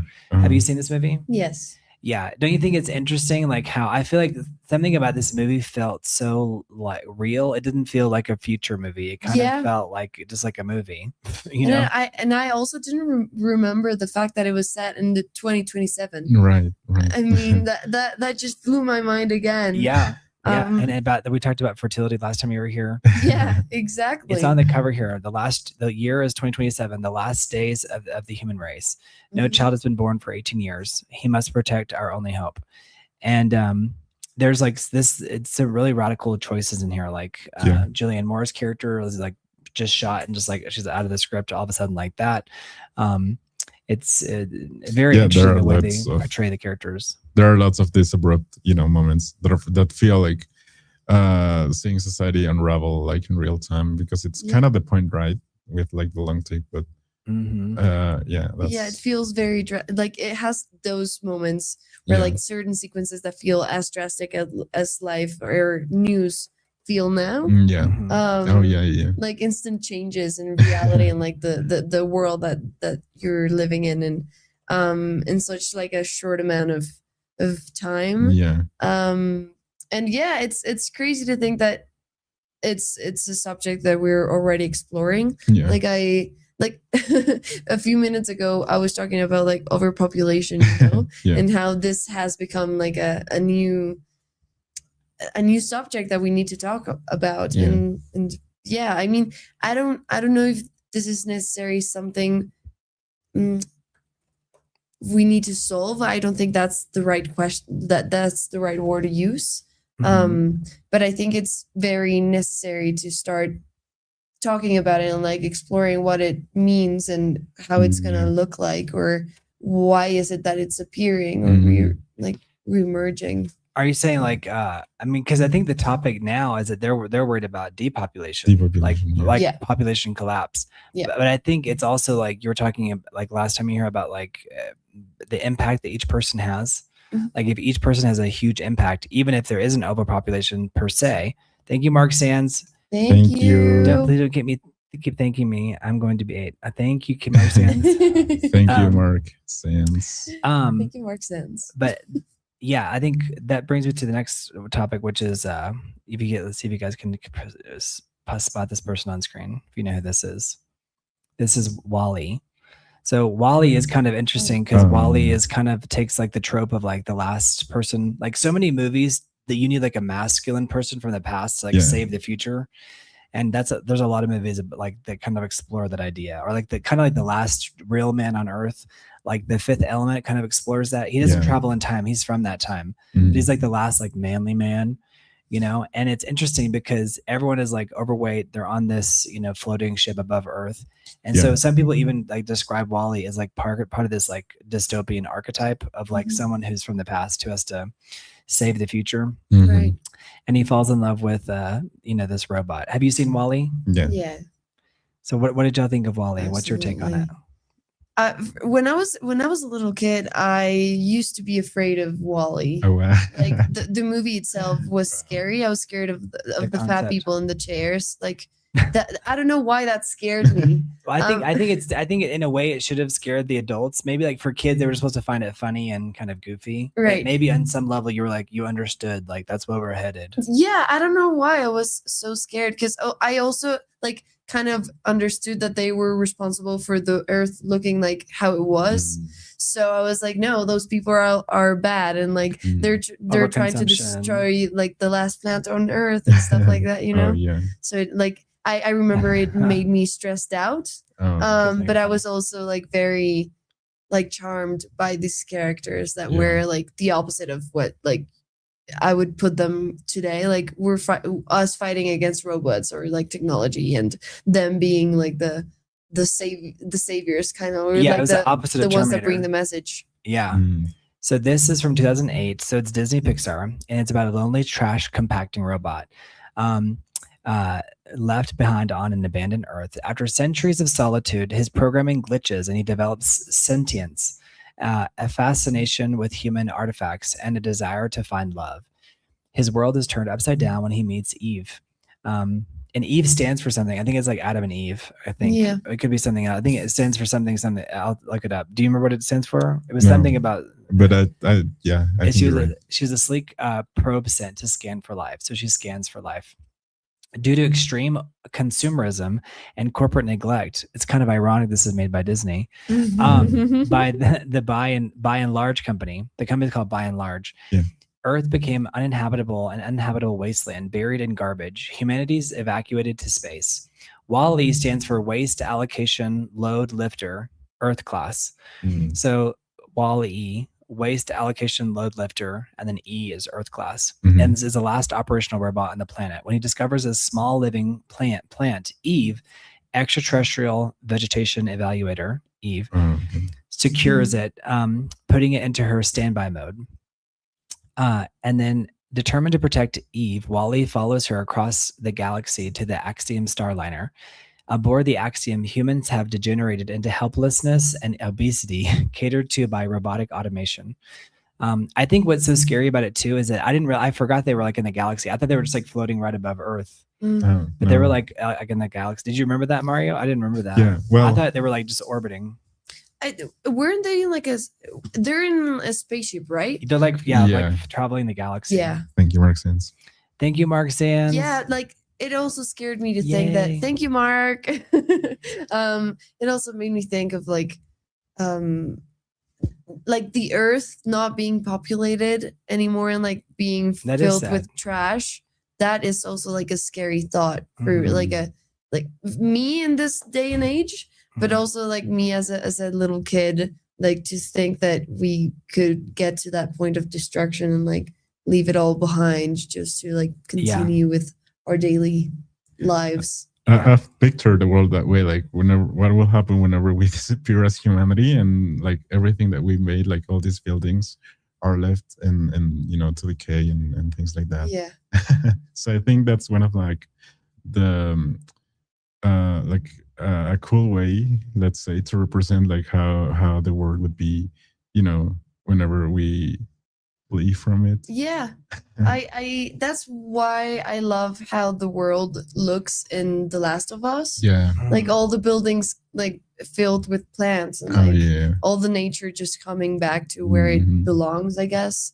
And like new creatures coming in and stuff like that. So- I see The Last of Us as something that would be very possible. Like also how the germ or the bacteria is transmitted. I think like when because I was aware of the fact that it was a video game, and I had a friend that was like obsessed with it, but it didn't really like click in until the TV series was on, and it was it was crazy to watch it and think like, yeah, this is a natural possibility. Yeah. Like as of today. Realized they were asking about Keith PBS. I think maybe you were talking about Rollerball. There's a movie called Rollerball. So many of these dystopian futures. Thank you, Mark. Thank you, Keith PB House. Thank you guys. Mark. Thank you. So much. So so I'm gonna pull this up. So Rollerball is another movie that's on my list here. And they're asking me about like, there's a movie where people are rolling, and I was like, I think it's Solar Babies, but there are so many movies. Yeah. I think it's pretty kind of mind blowing how many movies are out there about this, about dystopian future, and also just people that are doing Rollerball. Have you heard of this movie, Rollerball? I know. They had put it in the chat, but not until that point. So they're talking about their Solar Babies. There's lots of different movies where people are skating. So it's kind of funny how there are so many different movies. Oh, that's great. So people are like saying Rollerball was crazy. A lot of these movies too that are from the 80s and from the 90s and early 2000s and even further back, they kind of feel like fever dreams. Like they don't feel like they happened because they were so wild. But this Rollerball was it features two distinct film versions around a brutal corporate controlled sport. So there was a 1975 movie and there was a remake in 2002, I should say. It's a dystopian future where corporations rule the world, of course. Individual freedom versus absolute corporate control is the theme. And it's a cult culture, a cult classic, let's say, but it's a satire. And the 2002 film, it builds on that. But it's I'm trying to look at here because this is something I have not seen, and y'all haven't heard of this either. No. I think it's so wild how there are so many. Yeah, to think that it's been a constant throughout like the passing of time to explore what the future will look like and how we think of it as like a dystopian result of humanity and like the inevitable of like our sense of destruction and like we're inevitably trying to like look for change and chaos within the change. I think so. So I think exploring destruction and like those dystopian aspects or results, I can see how that can also calm the society in a sense. I think we're all trying to understand what the future holds. And by doing so, we're kind of also portraying our own anxieties. And there's obviously like some, ground for that because we've seen like how things are playing out in real time. And there's like obviously not a way to predict the future like precisely, but you can also infer based on, the things we see. So guess when the future is in a Rollerball? It's 2018. Wow. So in 2018, a 2018 future controlled by global corporations, the violent sport of rollerball replaces war to demonstrate that no individual matters. Jonathan E., a star player, defies corporate pressures to retire, exposing a manipulated society and censored history before a final rule-free deadly match. So the whole point of Rollerball is just that like they're constantly trying to play this game to control society. It's kind of like the Hunger Games, but Rollerball is this game that's to prove that like no individual matters. Everyone has to play together. What's interesting about this is that like the Hunger Games, all these other things, there's a lot of them are like derivative because it was based off of a 1975 film. There was 1975 was the original Rollerball, and it's the same themes, and they remade it in 2002, and the future was 2018. So the game was trying to prove that you can play like alone, like you can. So it says, like on the poster, it says, in the not too distant future, wars will no longer exist, but there will be Rollerball. So Rollerball is like replacing like war. So So it's Okay. kind of like I think it's a play on this idea of kind of like the World Cup or the Super Bowl. Right. It's there's a giant corporation that's controlling everything. And so people are forced to play. It's the original story was called Rollerball Murder. So I'm pretty sure it's ultra violent. So people die in it. Right. Yeah. It's a like a fatal game. So you play it to the death. But I think the balls, now that I think about it, I think I have seen clips of the original, of the 2002 remake, I should say, where like the balls, like they're like metal and like they have, some of them have spikes on them. Yeah. And so it's just a show like kind of like it's like take something, an idea that's good, like teamwork, and then turn it on its head. And now let's make it bad. Yeah. I think that's an interesting like idea. And I think it's a good a thought experiment too, if you're a writer. Like what's the ultimate good? Like Wall-E, like ultimate convenience. Well, ultimate convenience leads to ultimate destruction. Yeah. So, And I think it's also a way to kind of put out there like the worst qualities of us humans, maybe, because that kind of turns out to, you know, be outside once you start interacting with other people, you know, like for the bad. I mean, whenever you're put in a situation that leads you to kind of be hostile, maybe then your worst qualities may arise as well, because it's like a coping mechanism, right? Like a way of surviving the like the challenges that you are facing. So absolutely, that made me think of this Apple TV series called Severance. Oh yeah, I don't know if you watched it. I loved it. I mean, I love a lot of aspects of it, like how it looks and all the world and how it's created. But I also love the story. I love that, like with every chapter, you don't really know what's gonna happen, and like you keep discovering from this world. But the idea of being severed, like having the thing that makes you have an innie and an outie, it blew my mind. Like was when it I about first your watched it. parts? I thought it was just about your mind, but was it about that too down there? What do you mean? When you said an innie and an outie, what did you mean? Oh, so they call the innie the severed version of you that doesn't remember the outside. So in real life, because it's about a job, right? Where you can't remember things. Yeah. So I'm the people that movie, but go on, because I know this is an Apple TV show. Yes. The idea is so good that it's kind of like I haven't watched it because it sounds so on point. Like it's too so good. Yeah. So we follow the storyline with Mark. That is this guy that is going through very like deep personal things, and like he's very angry and depressed, and so he starts working in this corporation that gets them severed, and that means that they put like a little device in their brain that makes them switch from like consciousness, for example. And so once they get to the offices and like go down to where they work, that we don't really know what it is, they transform into this person that just like exists inside of those offices. So their innie can just experience the life of like the everyday work, and the outie doesn't have to experience all those hours of like working, and can continue with their lives like nothing happened, while still working and not being conscious of it. But as we start to follow along with everything, like everything seems great for Mark at this point, but then you start seeing that like the innie versions want to know like what would it be like to just like an experiment, a different reality from that, like the two different selves inside of his mind. Yeah. So like the innie is the one who's at work. Yes. So he wants to know what it would be like to be on the outside.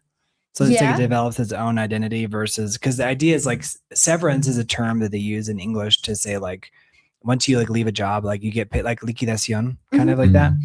But it's like the idea of like literally severance. It's like literally severing, because I think doesn't the company have like corporate secrets too? And that part of the reason why they do that? Yeah, exactly. Because the innies start wanting to experience this other reality because they start having like a kind of like a failing with one of them that like, so the people that are severed choose to be severed, you know, like they going in, they are. Yeah, they go in, they like sign a contract, knowing that they're going to be like living. There's an idea about this. It's called Paycheck, which I should check. It's like it's a John Woo, I think, film, but it has Ben Affleck, but it's the same idea where he forgets his job, but it's not like on a day-to-day basis. He works on a job for like a few months, and then he once he leaves, he has no memory of it. Okay. But it's called Paycheck. And if anybody in the chat remembers Paycheck, let me know. But go on. I think this is like more of like an elevated version of this, because Paycheck was like an action movie, but the premise was like very sci-fi, like you not remembering the job because of corporate secrets. Yeah, because the problem actually starts when this woman starts working with them.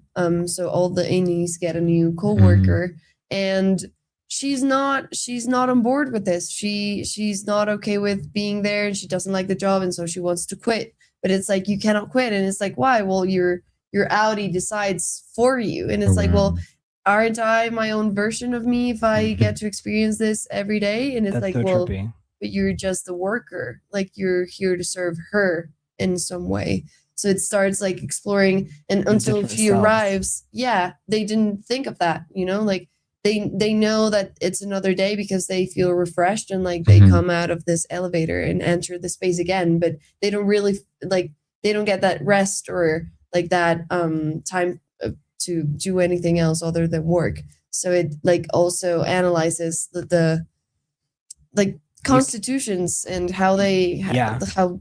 Well, you can sever someone's mind, I guess, but it's like the individual parts will become their own, have their own sentience and identity. Yeah. So I know I've seen like little clips. Is the woman who comes in, is she older or younger? She's around the same age. She just feels very different because she's not like. It's like she didn't consent to it, but her Audi did. Yeah, exactly. So it's kind of like, but it's interesting because it's like how much of that can be, because after a while, it's like you're two different people. Exactly. Yeah, because you don't know the version inside, and the version inside doesn't know you. So it's like, how am I being controlled by this thing that I don't know? And like, what is gonna tell me that I actually? The chat is hilarious. Here? They're saying that that's what's happened to them. Like that they're like this. That's what happened to me. Yeah, and when you said paycheck, I thought you were being ironic because like no, it's like there's a movie called Paycheck. Right. I mean, that's why the movie is good. They're saying in the chat like Paycheck was unreal. Like Paycheck is a crazy movie. It has Uma Thurman in it and Ben Affleck. But see that like Paycheck was it's like similar to Severance, except for it being on a daily basis. It's like you go and work a job for a few months to develop something because you're highly specialized in your field. Right. But like once you develop the technology, then it's like you get out. But once you're out, it's like you get this paycheck and you don't have any memory of it. Oh wow! So it's like, you don't know what you did to deserve that paycheck. No, and I guess it's similar to Severance, but it's like because they know the Audi knows what they're doing, right? But the Audi doesn't know what they're doing inside either. But they know that they have a job somewhere. Yeah. But the innie is just like this. But the innie is like they start to develop curiosity of the Audi. Yeah. That's so interesting, like that. Because whenever you said innie and Audi, I thought you were talking about like the belly button or your private parts. No. I was like, do you have an innie or an Audi? I was like, I was definitely not talking about that, but no, but little that kids would also be interesting. Yeah. Going back to the idea of being, androgynous. Right, exactly. They're having an existential crisis. They're like, don't you remember your job, Mark? It's like, no. It's hilarious.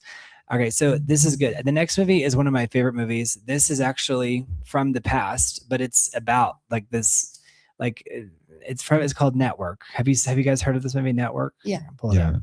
So Network is from 1975, I believe, 1976.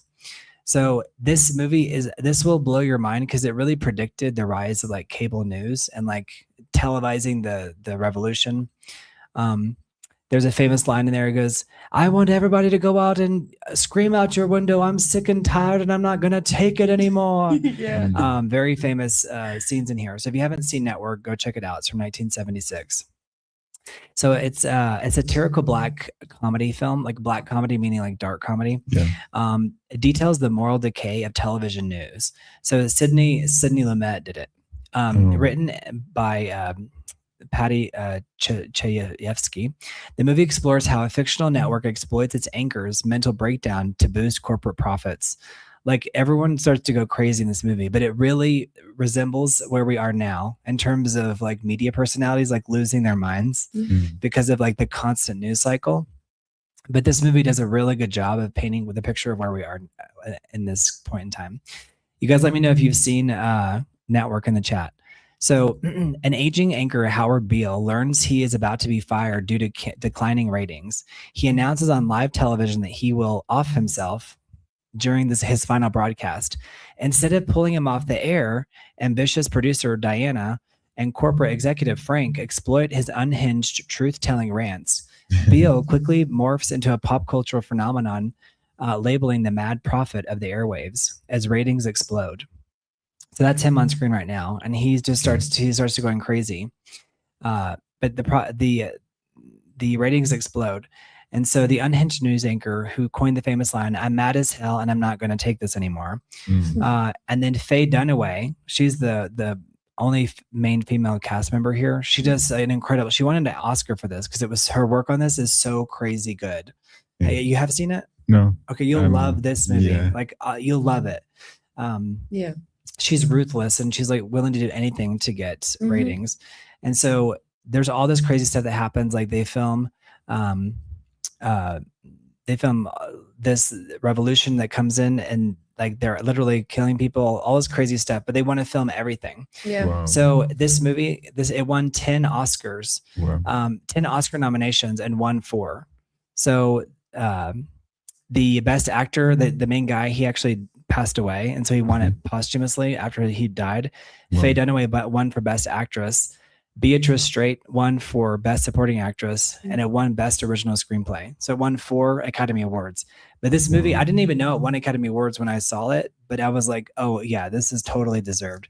But it will blow your mind because it's like back in 1976, they predicted how we were going to exploit like what happens in the news to the point like just forever, like just squeeze every last drop of it. Yeah, that need for your news to be the worst or the most interesting or the most drastic polarizing thing that you can watch. Absolutely. Like one thing after another. And what that makes to people as well, because how am I going to be comparing? Not just the audience, but the news anchors themselves, it shows their moral decline because they go crazy. Exactly, because how am I going to be the one carrying this message or being the one consuming it and just like after going on about my day being like, well, it's fine, or comparing all these awful things going on at the same time being like, well, but this is better than this, or this is like it can always be worse, like that mentality has risen again with everything can be worse. And I mean it absolutely can, but why are we going there? The point is that we wouldn't want it to be worse. Exactly. It's hilarious. It could be worse. It's like, why it could be better too. It can be worse, but no thank you. It's interesting because whenever we were talking about the idea of how we would need like radical change in order to fundamentally change society, I was also thinking and this is something that I've thought about, like the idea of how radical change would look like nowadays, because I don't think we have like that radical wanting to change that maybe previous generations had, because now we're also like so used to kind of watch everything through a screen, like the idea that we were discussing the other day as well, like we have also been taught to see this and not necessarily react. So this, I mean, just by hearing this plot, I think, I wonder how it would look like if we are all like so this sensitized. He did, John Scott. And if we would do anything about it at all. Yeah, I mean that's one of the things that I think are the worst about like how nowadays news travel and like how everything just gets informed. That the feeling of being desensitized to such atrocities is so hard to manage, because like I sometimes feel like a certain responsibility, or not entirely responsible, but in some ways I do, when I watch like the war going on in the other side of the world, or like starving children, or all of these different crises that go all around the world, and depending on each country it's like what the issue is. And so being so aware of it, but also so far away from it, and like so far away from an actual possibility of change. I mean, you can always do something about it, but like that feeling of not having any answers and not having any like not many resources to do something about it just makes you fall into that same cycle of like just going back and watching, like observing and being an observer. It's kind of harmful in this type of situations because how I constantly think on the line of being informed and like trying to be conscious about all of these different struggles around the world and also protecting my peace of mind. And like maybe I need to be informed, but I also don't need to be spiraling over it for the whole entirety of the day, you know? Absolutely. I mean, there's a line because there's being informed and then it's like, okay, that can't consume your whole life because it's like they're just atrocities. So it's like it doesn't ease anyone else's pain for you to feel pain as well. And I think you have to learn that lesson. It's like just because it's like you can have empathy, but if you're just feeling awful all the time, it's not actually helping the situation. But Network Explorers is like how like it's before the cray. Do you know what I mean? Yeah. Or going to the opposite side, which is like not feeling anything or not having any reactions towards it because you're so used to watching and hearing all of this which is the results things. Because you see it so much, you're just like, oh yeah, another thing. Yeah. Maybe that's the ultimate point, right? Of like, I think that those are some of the themes that they're exploring is because it's like, at what point does satire, is it actually, because things that are satirical, it almost feels like it's not supposed to be taken seriously, when in reality, it actually is supposed to be taken seriously. Exactly. It's just showcasing like it on a almost humorous level. But Network, I did not find funny at all. But I think at the time it was almost like funny, but because it feels so real now, you'll watch it. It's like, this is straight drama. Well. Yeah. You know? Absolutely. And it feels like a communal trauma that we can all be going through at the same time. And in the beginning of the internet, like when YouTube was, or like Vine was a big thing, and it was just like all starting, like the drastic things that you could see, like all of the content was kind of like more filtered, and people didn't have that need of like having to film everything. So it was like a very creative thing, and it was just like a very specific. But then when I remember this like challenge started going on YouTube when I was in secondary school, that it was like the blue whale thing. And remind me what that one was. The blue whale thing was like the challenge of, it was several chapters, I think, and you were doing like activities that were potentially harmful to you. Oh yeah, like the Tide Pod stuff. Yeah, I remember thinking like, is this like the knife real? Thing? And at the end of the game, you had to off yourself. That's crazy because that's definitely like Network. Like the movie Network explores that because it's like they're like, because they get to the point where they're like, we should film any and everything. Yeah, and it's kind of like the Truman Show, but it was way before the Truman Show.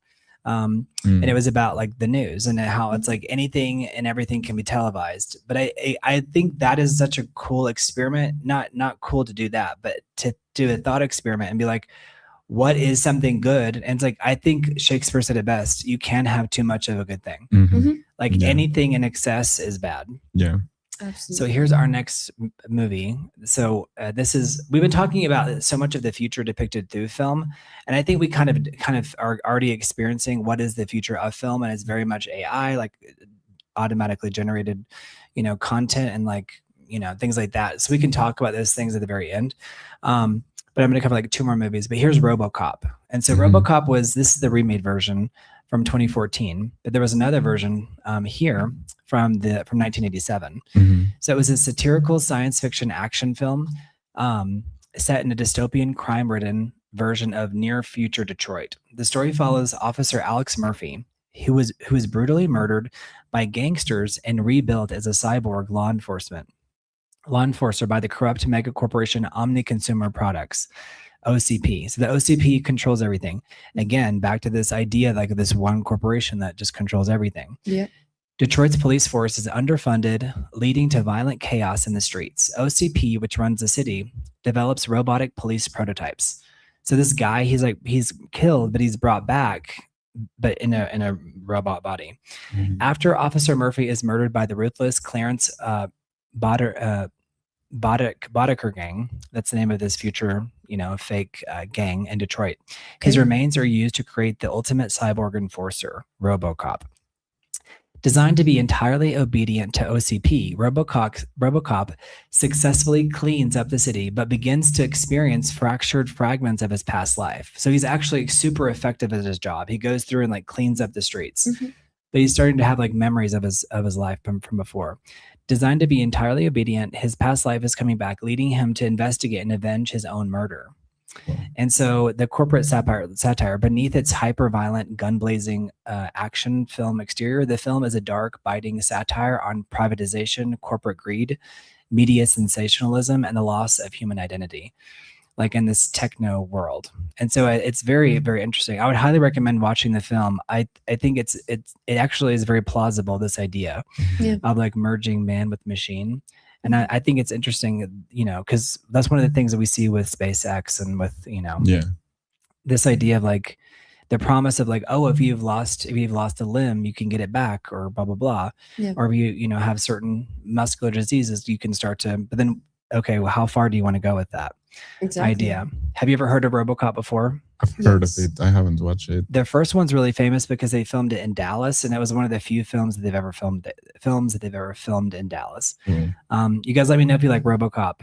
I mean, I think it would make sense to implement it from like implement order as well, because there's like a fine line, right? Like a moral line between the ones who implement order and the ones who are receiving that order, maybe. Because maybe you don't want to be in either position. And so I think the idea of that's like in Logan's Run. It's like they want to run out of the dome and they want to escape into like this utopia. That happens like in The Uglies too. Oh yeah. Like there's this movie. Have you heard of the books The Uglies? Yeah.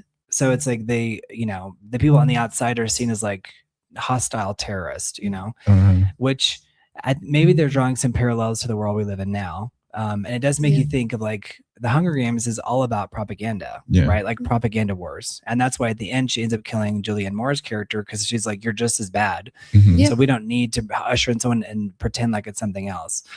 So it's very interesting. And and I think what you were saying about like following a chain of command and like who's leading and who's following, it's also like it explains like, okay, so throughout all of these movies that we talked about, it all goes back a little bit, or circles around the idea of control and like who's gonna have control and who's gonna manage it and like spread it around or take it. And like in Logan's Run, like how much freedom is like not having any at all. And it goes back to like the idea of like, you're free for 30 years, but then you only have 30 years and that's it. I mean, we're controlling the amount of time that you're going to be having that freedom per se. Right. So just like how being aware of control is going to make you inherently rebellious at some point. Yeah. And with RoboCop, like merging the machine and with the human part of it, like it drives me to the idea of like the morality and the right exact line of like having and this is not maybe the main thing that explores, but like the humanity of being human and like the empathy and everything that involves like the human experience, and the robot part of like the following instructions and being very precise and like just following order, task pointed, like task oriented. And, like efficient. Yeah, me too, Keith Peavy. I'm disturbed by who decides what morality means. Yeah, I think that's the ultimate question. Like you said, who's controlling, who's being controlled, and then a lot of this has people who are in a position of authority, like RoboCop himself. He's like being controlled, but at the same time, he is the enforcer. Yeah, exactly. So this idea of like, where do you fall? Logan's Run, he's one of the enforcers too.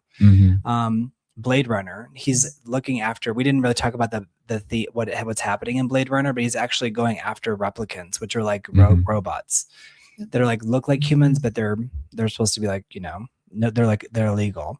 So it's very interesting. It's like what is I think we're dealing with that now in terms of just like the global population and migration, and some of that stuff is explored also in Children of Men too, like the idea of who is supposed to be where and who's deciding what. Yeah. Exactly. And the system going against itself, like at certain points, like in the trying to place some order or like freedom or whatever it is that they're trying to impose or like give to people in exchange of something else. Yeah, because I think that when you have like the machinery on your side, you kind of can detach from like the human aspect of, oh, am I doing the right thing? Because because the machine is doing it for you and not necessarily you. That's what Robocop made me think of. And yeah, just the idea of also trying to implement control in a more almost ethic way, because there's not like humans involved purely, let's say, but at the same time it can be even more dangerous because then there's like no limits. Yeah, and in living in an era where everybody has like an opportunity to share their voice and their own opinion and like their own stance and so many different things, like how are we gonna establish what a good morality or a bad one should look like or would look like? And I think everything within that changes how we view our leaders as well. Because if my beliefs are turning around, but it's just this circle of my area and like my life and not everywhere else, then how am I gonna ask for something that not even like 3% of people know about? You know? Yeah. Right. And I think that's also too, like with social media, it's we're our feeds and people talk about this all the time, but it's so real. Like how we're all just, and it's not only an echo chamber, but it's like people literally don't even know what's going on in different segments of society. Yeah. So it's like we're speaking different languages, you know? Exactly. And sometimes we literally are speaking a different language and figuratively. Yeah. And we're forgetting that communication is about the message itself, you know, like it's not. Yeah. It's yes, it's getting your point across and it being understood and accepted at a certain point, but it's just like we're forgetting that it's the message itself, and so like it just gets all lost in translation, I guess. Right. Which is also a great movie. Oh yeah. Good one. Yeah, that is really good. It's good. So this one right here, there's on screen we have They Live. It's a 1988 satirical science fiction action horror film written and directed by John Carpenter. He's like a famous guy for horror and practical effects. The movie is celebrated as a cult classic, famous for its sharp social commentary and campy B-movie charm and iconic one-liners. But this is really famous. This guy has these glasses and he can see like what's really being the messages out in society. Like it might say like, oh, like a brand of a drink or something. But when you put the glasses on, it says like consume, like, you know, but could be a consumer, which is kind of like the Wall-E aspect of things. Yeah. But the story follows Nada. It's a professional wrestler, played by Roddy Piper, a nameless working class drifter arriving in Los Angeles in search of work. Nada, it's kind of a funny name, stumbles upon a hidden cachet of specialized sunglasses created by an underground resistance movement. Putting on the glasses allows him to see the world as it actually is. The media, billboards, and magazines do not display ads, but rather stark black and white subliminal commands like obey, consume, marry and reproduce, stay asleep. So you can see on screen some of this stuff here. Yeah. The glasses reveal that a large portion of the wealthy elite, our ruling class, are actually disfigured skeletal alien invaders who are strip mining Earth's resources and keeping humanity hypnotized. And you could argue that that's what's happening now, but this is hyperpolarized. Nada teams up with a fellow construction worker, Frank, to locate the aliens' broadcasting transmitter and expose the conspiracy to the entire world. So it's very like anti-consumerism. The source material is based off of a short story called 8 o'clock in the Morning by Ray Nelson. Okay. And it's about the class divide. It looks at society through the eyes of the unappreciated and unhoused working class, portraying them as the true heroes fighting a corrupt, wealthy elite, which is very interesting. So many of these things are, they can be about class, or they can just be about like being inside of a system it's kind of like Severance. The people inside didn't necessarily decide, but did they? At what point do you become so hypnotized that it's like, who are you? You know, exactly. I'm experiencing some of that with some people in my immediate family where I'm like, I don't really recognize them anymore for a variety of reasons, but just because it's like the media in the United States is so polarizing. Mm. People are like this or this. Mm. And it's like, is there no like common ground? No. It's like, dang. Yeah. Yeah, definitely. Like the fact that it's changing people's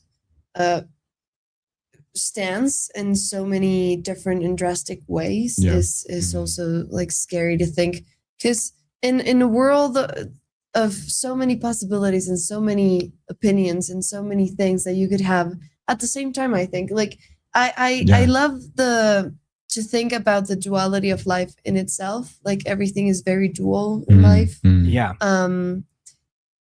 So I would love to think that it's a possibility to believe two different things at the same time, you know, like even if they're very different or like opposite from each other, like the belief in both of them creates an opportunity for everything else to exist, which I guess it would be the ideal thing to happen.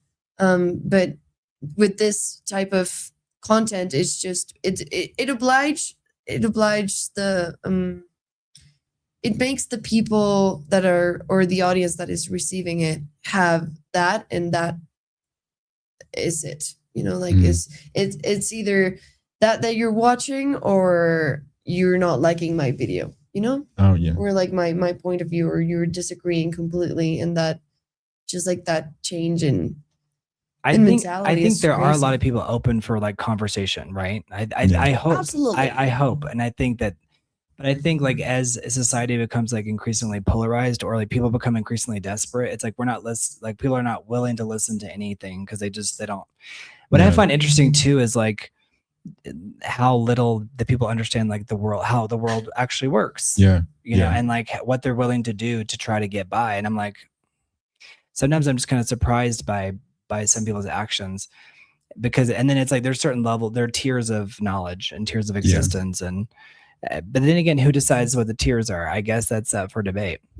But I think that's a part of the being hypnotized part, like just not realizing that you actually know nothing about the world, and like how you're navigating the world and what it involves and everything. Yeah, absolutely. Just being blindly out of touch. So if you find a pair of sunglasses on the street, you might, put them on, see if you can see the real messages behind everything. It's very campy. There's a lot of lines in the movie that are really hilarious. People are leaving them in the chat. But this is called They Live. They Live. And it's referring to like they meaning the monsters. So John Scott put some of the funny lines in there. I love that. It's like the idea of two things can be true at the same time, kind of. Exactly. That's like a way to summarize it, right? And Mark Sands was saying, in my opinion, you all were on it 5 minutes ago. Anything to excess is dangerous. Good, bad, mid, tech, nostalgia, anything. And that's why the pendulum swings.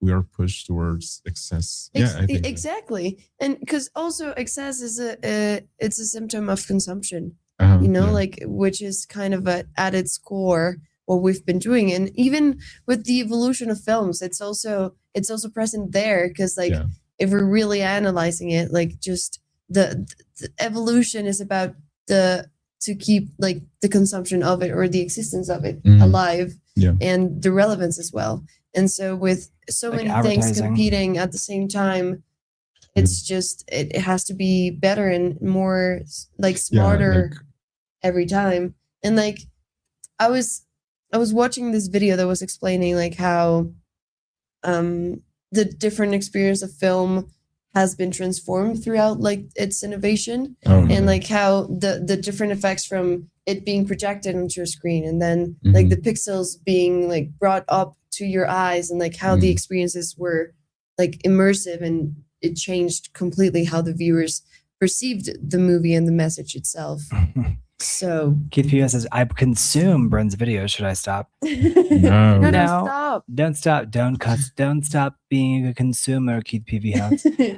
No, I think this that you think that you have an option, Keith. Yeah. Exactly. Exactly. No. No, it's wild. It's the way I'm about to pull up on screen this movie Brazil. Now this is from 1985. So this film Brazil is pretty wild. Mark's head says, it says, no, you can't. It says, whew, thanks, Mark. That's right. He's like, it's like they're playing it like, that's right. Group control. Yeah. So have you ever seen this image of this woman getting like this crazy plastic surgery? Yeah. On screen? Yeah. It's in that movie. So it's called Brazil. And this is a really like dystopian crazy film. Yeah. So it's in the Criterion Collection. It's a Criterion Collection favorite. It's a dark satirical comedy set in a retro-futuristic totalitarian society plagued by an inefficient bureaucracy. Low-level bureaucrat. Again, there's always someone who's like a part of the system who like breaks a part of it. I guess in some ways the story wouldn't be interesting if they started off being a rebel. But he's a low-level bureaucrat named Sam. He escapes his mundane life through heroic daydreams while trying to fix an administrative mistake caused by a literal bug, a fly in a typewriter. He gets designated an enemy of the state. Even though he's like trying to fix something, he gets designated an enemy of the state. Sam, alongside Robert De Niro as the rogue heating engineer, Harry Tuttle, Kim Grustin, Ian Holm. It does not take place in South America. Rather, it is named after a 1939 song, Aquarela do Brasil, Watercolors of Brazil, which serves as the film's ironic musical theme. So this is a famous film because it's like just shows this. I don't know how much you can follow I've never really heard anyone fully describe the plot. Have you heard of this movie before? No. Yeah. I've only seen other movies from this director, but not this one.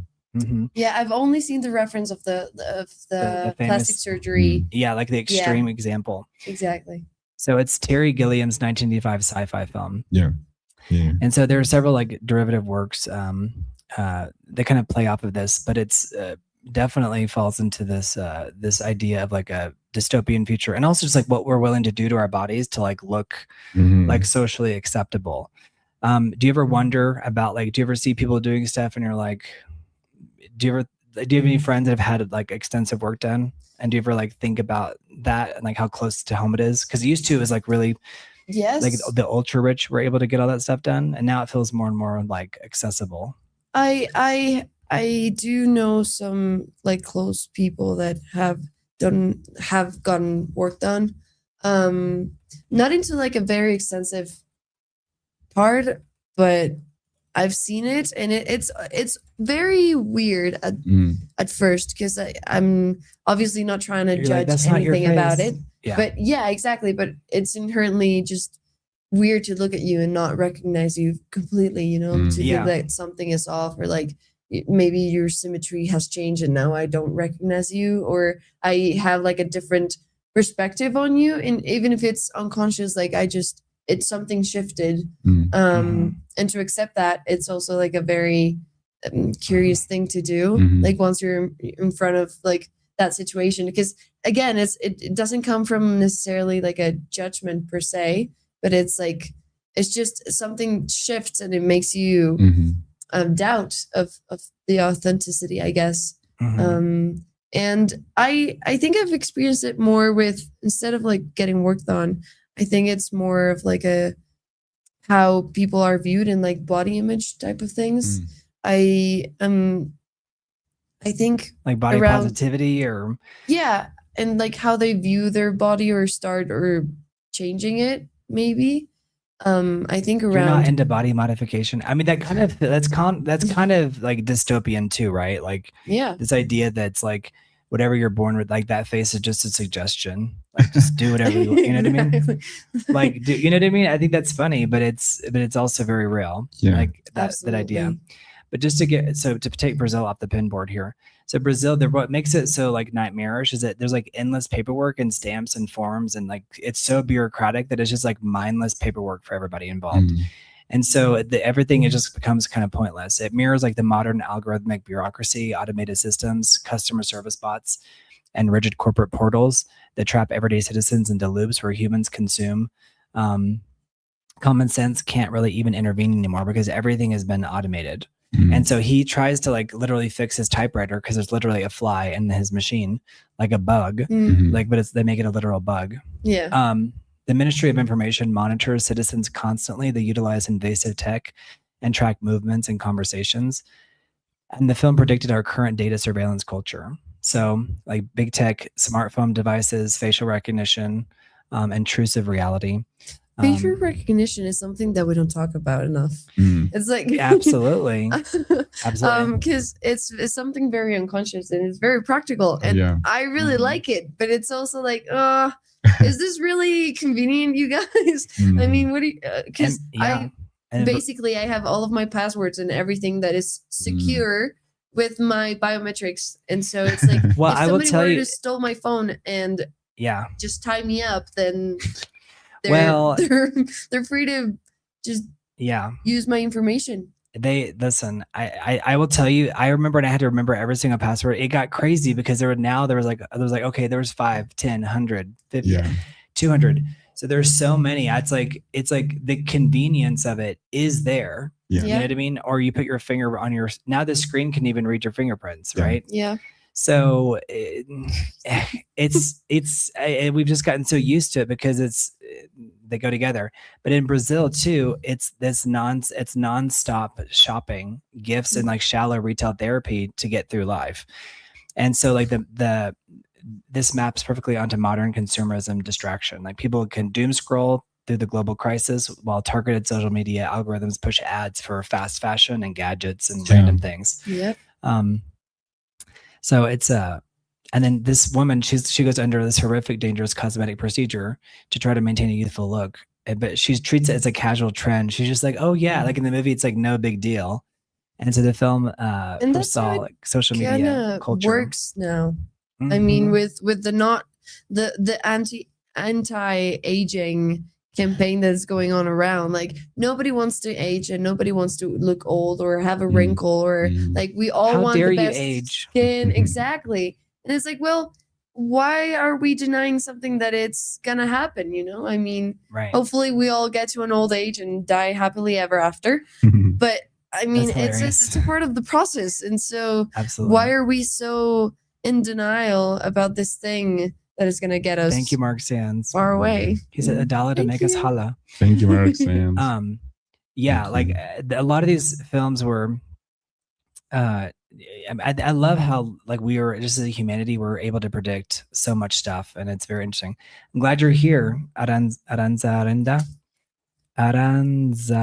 Sendra. Thank you, Aranza. Yeah, I'm glad you like it. We're talking about films and like how things were predicted. I think there is kind of a trend right now. Thank you, Mark Sands. Seriously, how and thank you for being here, Aran Sendra. I'm glad you're here. The exploration of it through this is why film is so important, because it's like a mirror to society and like where society is headed, where society has been when we look to the past. What have you ever seen a movie that showed the future as like positive? There is. I have my next example is that I want y'all to guess what you think it is. I think that's why I fell in love with Arco.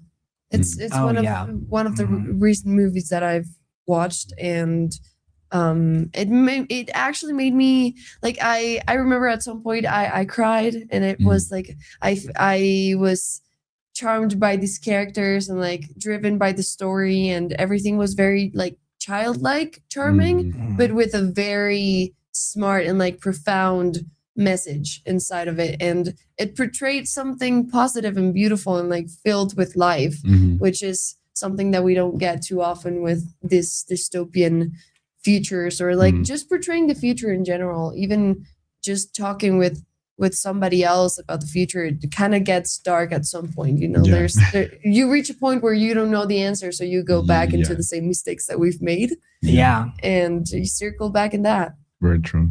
Absolutely. So let's invest in things that are like that insight. No, that insight. Insight. And like and also like optimism, and like this idea that things can and should be better. Exactly. Thank you, Keith Peavy House. Keith Peavy House is going into bed. He's gonna. What movie we're gonna go watch? Was it Blade Runner tonight? Let me know. I'm wondering if people are guessing what the next one is. Thank you, Keith. Thank you for having me, Keith. Yes. Yeah. Like that. Yeah. The audience is having you. Yeah. Yeah. It reminds me though of like that movie, the Silence of the Lambs. He's like, I'm having an old friend for dinner. Because they're going to eat the person, you know? Yeah. So like one of the positive things. Thank you, Mark Sands. You guys are amazing. Thank Thank you. so much. Thank you. So Keith PBS is going to watch Blade Runner. So see how like we're influencing like the media choices here. So I love it. So yeah, let me know how you enjoy Blade Runner, Keith PB House. So Star Trek. Have you seen any of Star Trek? Yes. No. Okay, so Star Trek. There's so many Star Treks now. It's kind of wild because there used to be just like the original Star Trek with William Shatner, who's now like 94, I believe. Wow. Wow. Yeah. But here's some images from different like generations. There's Star Trek Next Generation, and then there's like the Star Trek from J.J. Abrams, and they recently had some Star Treks that really didn't work, and so they're rebooting it. This was the original Star Trek here on screen. These two guys. Here's Spock, and here's Captain. Let's see what his original name was. Do you remember his name? I'm trying to think of it right now. What was his name? He says, "Oh my gosh, I was about to log off before Star Trek." Says Keith PB House. What's William Shatner's name in this? I know it. It's just I'm blanking on it right now. Here, I'm also lost. I don't recall. No. I would be lying. It's Kirk? Captain Kirk. That's right. Kirk. Ding ding ding. Okay, yeah, let's Captain go. Kirk. Yeah. Yay, John Yeah. got it. John got it. Yeah, and then Patrick Stewart's is Jean-Luc Picard. He's like he's my favorite guy, the guy in the middle here. Okay. But Star Trek, I mean, I'm telling you, there are people that are obsessed with Star Trek. They made a documentary about it called Trekkies. Oh. And it's because they're so obsessed. Like that movie Arco, it's so beautiful. So it's like this idea of like his full name is James Tiberius Kirk. That's right. Ooh. People, I'm telling you, people that love Star Trek, they love Star Trek. Yeah. Because it's such a promise of like it's all about inclusion, including like all different types of people, alien races. It's like everybody's getting along. Now, obviously, they have conflict. Otherwise, you wouldn't have a television series. Yeah. So some of the alien races are more hostile than others. But it's an optimistic vision of the future where humanity has moved past poverty, past war, and even greed. So there's no idea of even money. So people love it because it's like, if you don't have to worry about those things, think about how many things go away if society is fully taken care of. Absolutely. So this franchise, it uses science fiction as a lens to explore deeper philosophies like the importance of the exploration and scientific curiosity, the power of empathy and tolerance, and the necessity of diplomacy over violence. So if you haven't seen Star Trek, watch the series first because the series explores that. Because like every episode they interact with a different like alien species, and it's not always like violent. Sometimes it's just like they actually create a bridge to understand each other. Yeah. Whereas here on Earth, it's like we can't even get along with our neighbors. Right. What's going on with that? You know? Yeah. So humanity and its allies are depicted as having evolved past basic instincts. And so the idea is that we're constantly improving on ourselves, like with ethics, science, cooperation, and the pursuit of objective knowledge. So there's like no corporations. It's just like the Starfleet Academy, and it's like humanity is all working together. Mark They're Stantz is working his mom. together towards what? Towards like the exploration of the cosmos. Right. And so, and it's like collecting information to, the first, like there are several rules of the Starfleet Academy, like do no harm. And like, for example, let's say they come across an alien species that's developing, they can't reveal themselves to that species because like they have to develop on their own. Okay. So it's very interesting. But then like in some of the later movies, like the directors have fun with that idea and play with it. Like how much, I agree with KPV House. I'm a Picard guy. Jean-Luc Picard. I love that character. The way he brought that, he was a very famous Shakespearean actor, Patrick Stewart, and he brought this character to life so well. But that's the whole idea is like diversity, pluralism. Like the Federation is actually the government is the Federation. It's a coalition of equals, emphasizing that cooperation and mutual respect for different cultures and alien species are the greatest strengths of civilization. Wow. Which is like really like forward thinking, because this came out I think in like the 60s, like the late 60s, early 70s, the original ones. And the value of the individual is very powerful. In fact, there's even a character who's actually he's played by a guy named Brent. Funny enough, but his name is Data, and and then there's the character Spock. But it's all about like this, like everyone is included in this larger, like we respect the individual, but also it's like never to the detriment of the whole. Right. you know. And the franchise frequently addresses the weight of like leadership, particularly when characters are forced to navigate if there's a no-win scenario, or choose between their personal morals and the directives of their superiors. So really, really good movies. So there's the original series, and then there's the Next Generation, and then there's Deep Space Nine, and then Voyager. Like Star Trek is like a rabbit hole. So people that people get addicted to Star Trek because there's so many different series. Wow. So Star Trek made it possible that people can work together, overcome obstacles, and just be better people to each other and with each other. That's right, Keith P.V. House, absolutely. But I will tell you, so many people identify with Star Trek because it was a time like before Gen Z, before like there was no template. It was very much like kind of like the 60s love, power. But it was like, what would that look like if it was institutionalized and actually like organized, and not everyone was like, high, you know what I mean? Yeah. Because like hippies were also like, related to drugs and things like that. And so very, very fascinating. So I highly recommend checking out Star Trek. That made me think of this theory called the Calhoun effect, which comes from a scientist his name is James Calhoun. And he did an experiment in, I think it was 1968. Is it Calhoun or is it? Calhoun? Yeah. I think it's, maybe pronounced Calhoun. Houn. Yes. It's like the behavioral sync. Exactly. Okay, tell me about it. So he built this human-sized cage for rats. He chose like the healthiest and happiest rats he could find. He did several trials before this one that he ended up calling the Calhoun effect. And everything was perfect inside of this cage. So it was like a utopia for rats. So they had like cleaning schedules, so everything was in order. And then like they obviously didn't run out of food or water. And so they were complete as a society in every single aspect of it. So at first, the effect that it had, it was like they started reproducing and creating like just creating new villages and new groups of people and new groups of rats within themselves, and that gave them purpose. But then after that, because they had everything and they didn't have to like fight for being the leader, like just bring food to the table, for example, because they had everything, so they started becoming like depressed, essentially. Like they just turned off because they knew that at a certain time they were going to have food every single time. And so they stopped reproducing, and they eventually died. So it was like I think it lasted around a year or a year and a half to get to that effect. But it talked like it was trying to explore the idea of like the purpose or the drive that we have, and like how to maintain that like idea of a utopia, but with a purpose, so that we don't.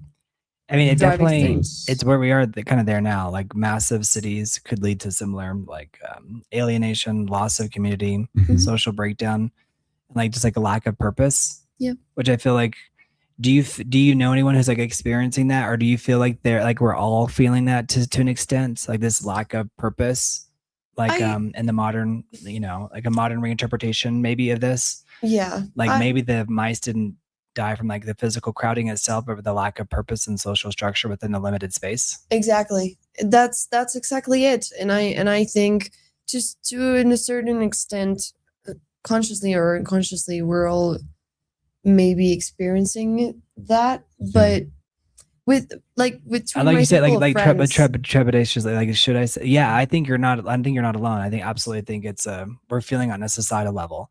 I think that's what we're constantly exploring, and we're like looking, and we're trying to figure out like what's next for humanity. Exactly. And I think since the flu, that concept like was just very lit up, especially like within my circles or within my friends, has been a constant since the flu happened. And like the search and the need for purpose and like a passion that drives you forward is so key to keeping us alive and like wanting to fight for things, essentially. And so without any of that, then what's essentially the point? Like we would be exploring then the extension that happened to the rats as well. Like if I don't have any purpose or like a certain thing that I want or have to attain or complete, then there's like what am I gonna do now? I do think it's like a lot of these telenovelas in Spanish too, and I think a lot of just media, and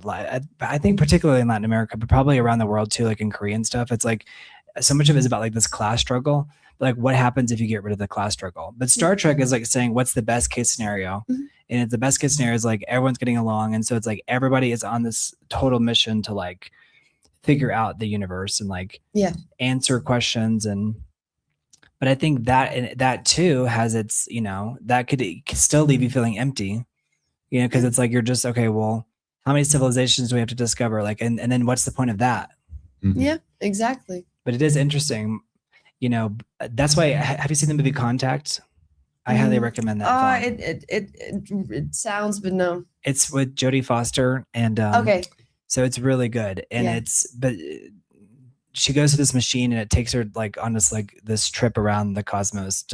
But when she comes back, she has no evidence that she went on this trip, and looks like there was a malfunction in the machine, that she didn't really go anywhere, and so it begs this idea of faith, like. And so she knows that she had this experience, but nobody believes her. And but the aliens tell her like the only thing that we know is that like we're not alone, and you just have to take comfort in that. And so it's like, dang. But it feels like Carl Sagan wrote it, and he was a really, really famous scientist. But most scientists say like this is the most accurate portrayal of like what first contact would look like, because they don't actually. She talks to this hologram kind of her father, right? And this is like from 1997, 1996, and it's such a good movie. It's by Robert Zemeckis, the same guy who did Forrest Gump and some other movies. But really, really good. I highly recommend it because the acting is so powerful in it too. And just from an acting standpoint, and that's why I love acting, because some of these movies, I'm like, gosh, like you can have minimal sets and you can just transport. If you've got great actors, you can can transport the entire audience. Absolutely. Yeah. Did you watch Project Hail Mary? No. You didn't? I missed it. I watched most of it. I think I was like getting a little existential that day, because I know that like they go out into like he goes into deep space to like reignite the sun. Because I read the book, but because I know like these bacteria are like absorbing they're absorbing sunlight, the particles of the sun.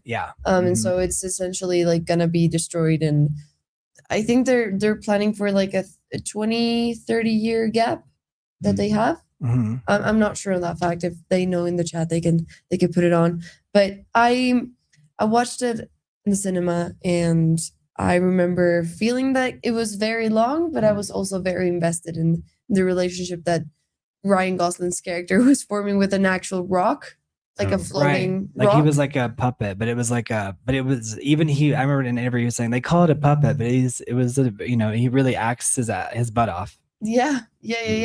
And just like having that communication with another being like outside of this world that we do not have any clue on, and like do not even like comprehend it to a certain extent. And I mean, I loved the ending. I'm not going to spoil it for the people that haven't watched it, but I loved how it changed like just the dynamics of how those type of movies tend to end, which is like everything coming back to normal, and like everything gets great again in the earth, and we find the solution and stuff like that, and just happily ever after. It's kind of fun because they pick a science teacher, right? Like randomly. It feels random anyway for him. He's like, why me?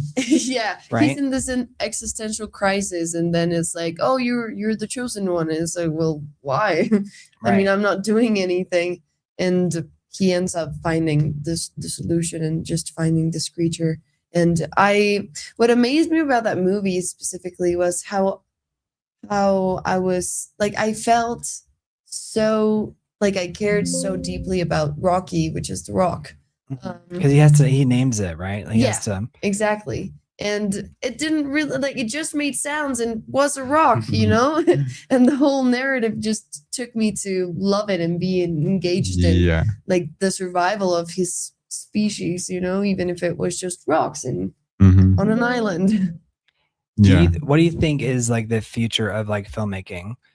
Do you think that there's something like did that, because that obviously that movie had a huge budget, it had like, it was a pre-sold franchise, it was a book before, but do you think what do you think is like the future of film? Like do you think is it primarily, because I'm curious, because it's like if with all of these technological advances, if it's like the budgets get so big, if they end up using like fake backgrounds and stuff, it's like if the actors are still able to perform, does it take away, or is it okay because he's operating with a puppet? It's practical effects, right? Yeah. But there's still some CGI in there as well, but it's heavily dependent upon the actor's like delivery. Yeah. Right. Absolutely. And I was surprised they gave him that movie because he was an astronaut that didn't do well. Do you remember that, the astronaut? Yeah. And so I was like, good for him, because like Hollywood will give you a second chance, type of thing. Absolutely. But like, what are your thoughts? And I'll do one movie, and then we'll be done for the evening. I think the medium is going to change. I think more and more what they're trying to do with movies is to like keep you engaged for longer and with more like interesting things or effects or stories. So I think it's going to be like more catchy in a way, like the way it's presented, it's going to be like more immersive, even more immersive than it already is. But it's also going to be like, hey, Louise, how are you? I don't know. Welcome to the party. Hello. I'm hoping for like throughout this whole breakdown of movies that we've talked about, I want a female lead that is a rebel, that is against like the whole system since the beginning. And I would love to see thank you, John like Scott. something like that, so that would be kind of like a revolution in itself. Yeah. So like, I think like, have you seen Norma Ray? You might like that movie, Norma Ray. Norma Ray? She's like you can look it up. It's Norma and then RAE. Okay. I'll put it on screen, but I've loaded all these pictures just now. Oh, great. Thank you guys so much. Thank you. Thank you. It's a pleasure to be here. I'm from Venezuela. Well, welcome from Venezuela, Luis Gabriel. Greetings to Venezuela. Greetings to Venezuela. Welcome to the party. We're so glad you're here. Welcome. So, but Norma Ray, she's a union activist, and she's like fighting for the rights of the workers. And it's just like an example that you might see on a bigger scale. And Star Trek Deep Space Nine, I think it is. It's the woman is a captain, and that was like groundbreaking. Yeah. Too. So, it may have been actually Discovery or Voyager. Star Trek Voyager. Okay. Anyway, so our final film of the evening, before we go, we have 5 minutes here, is Gattaca. So I've mentioned this before, but Gattaca that's like this. If you take all of the different things in your DNA, it spells Gattaca. Have you heard of this movie before? Yes. Yeah. Okay. I may have mentioned it, but it's so good. You have to watch it. But basically they were cast because they were considered like the most beautiful actors at the time. Okay. And it's interesting how our beauty standards have changed so much too. Because it's like now it's like we kind of want people looking like kind of like Barbie dolls. But this is Gattaca. And so Gattaca it's a highly acclaimed dystopian sci-fi thriller written and directed by Andrew Nicole.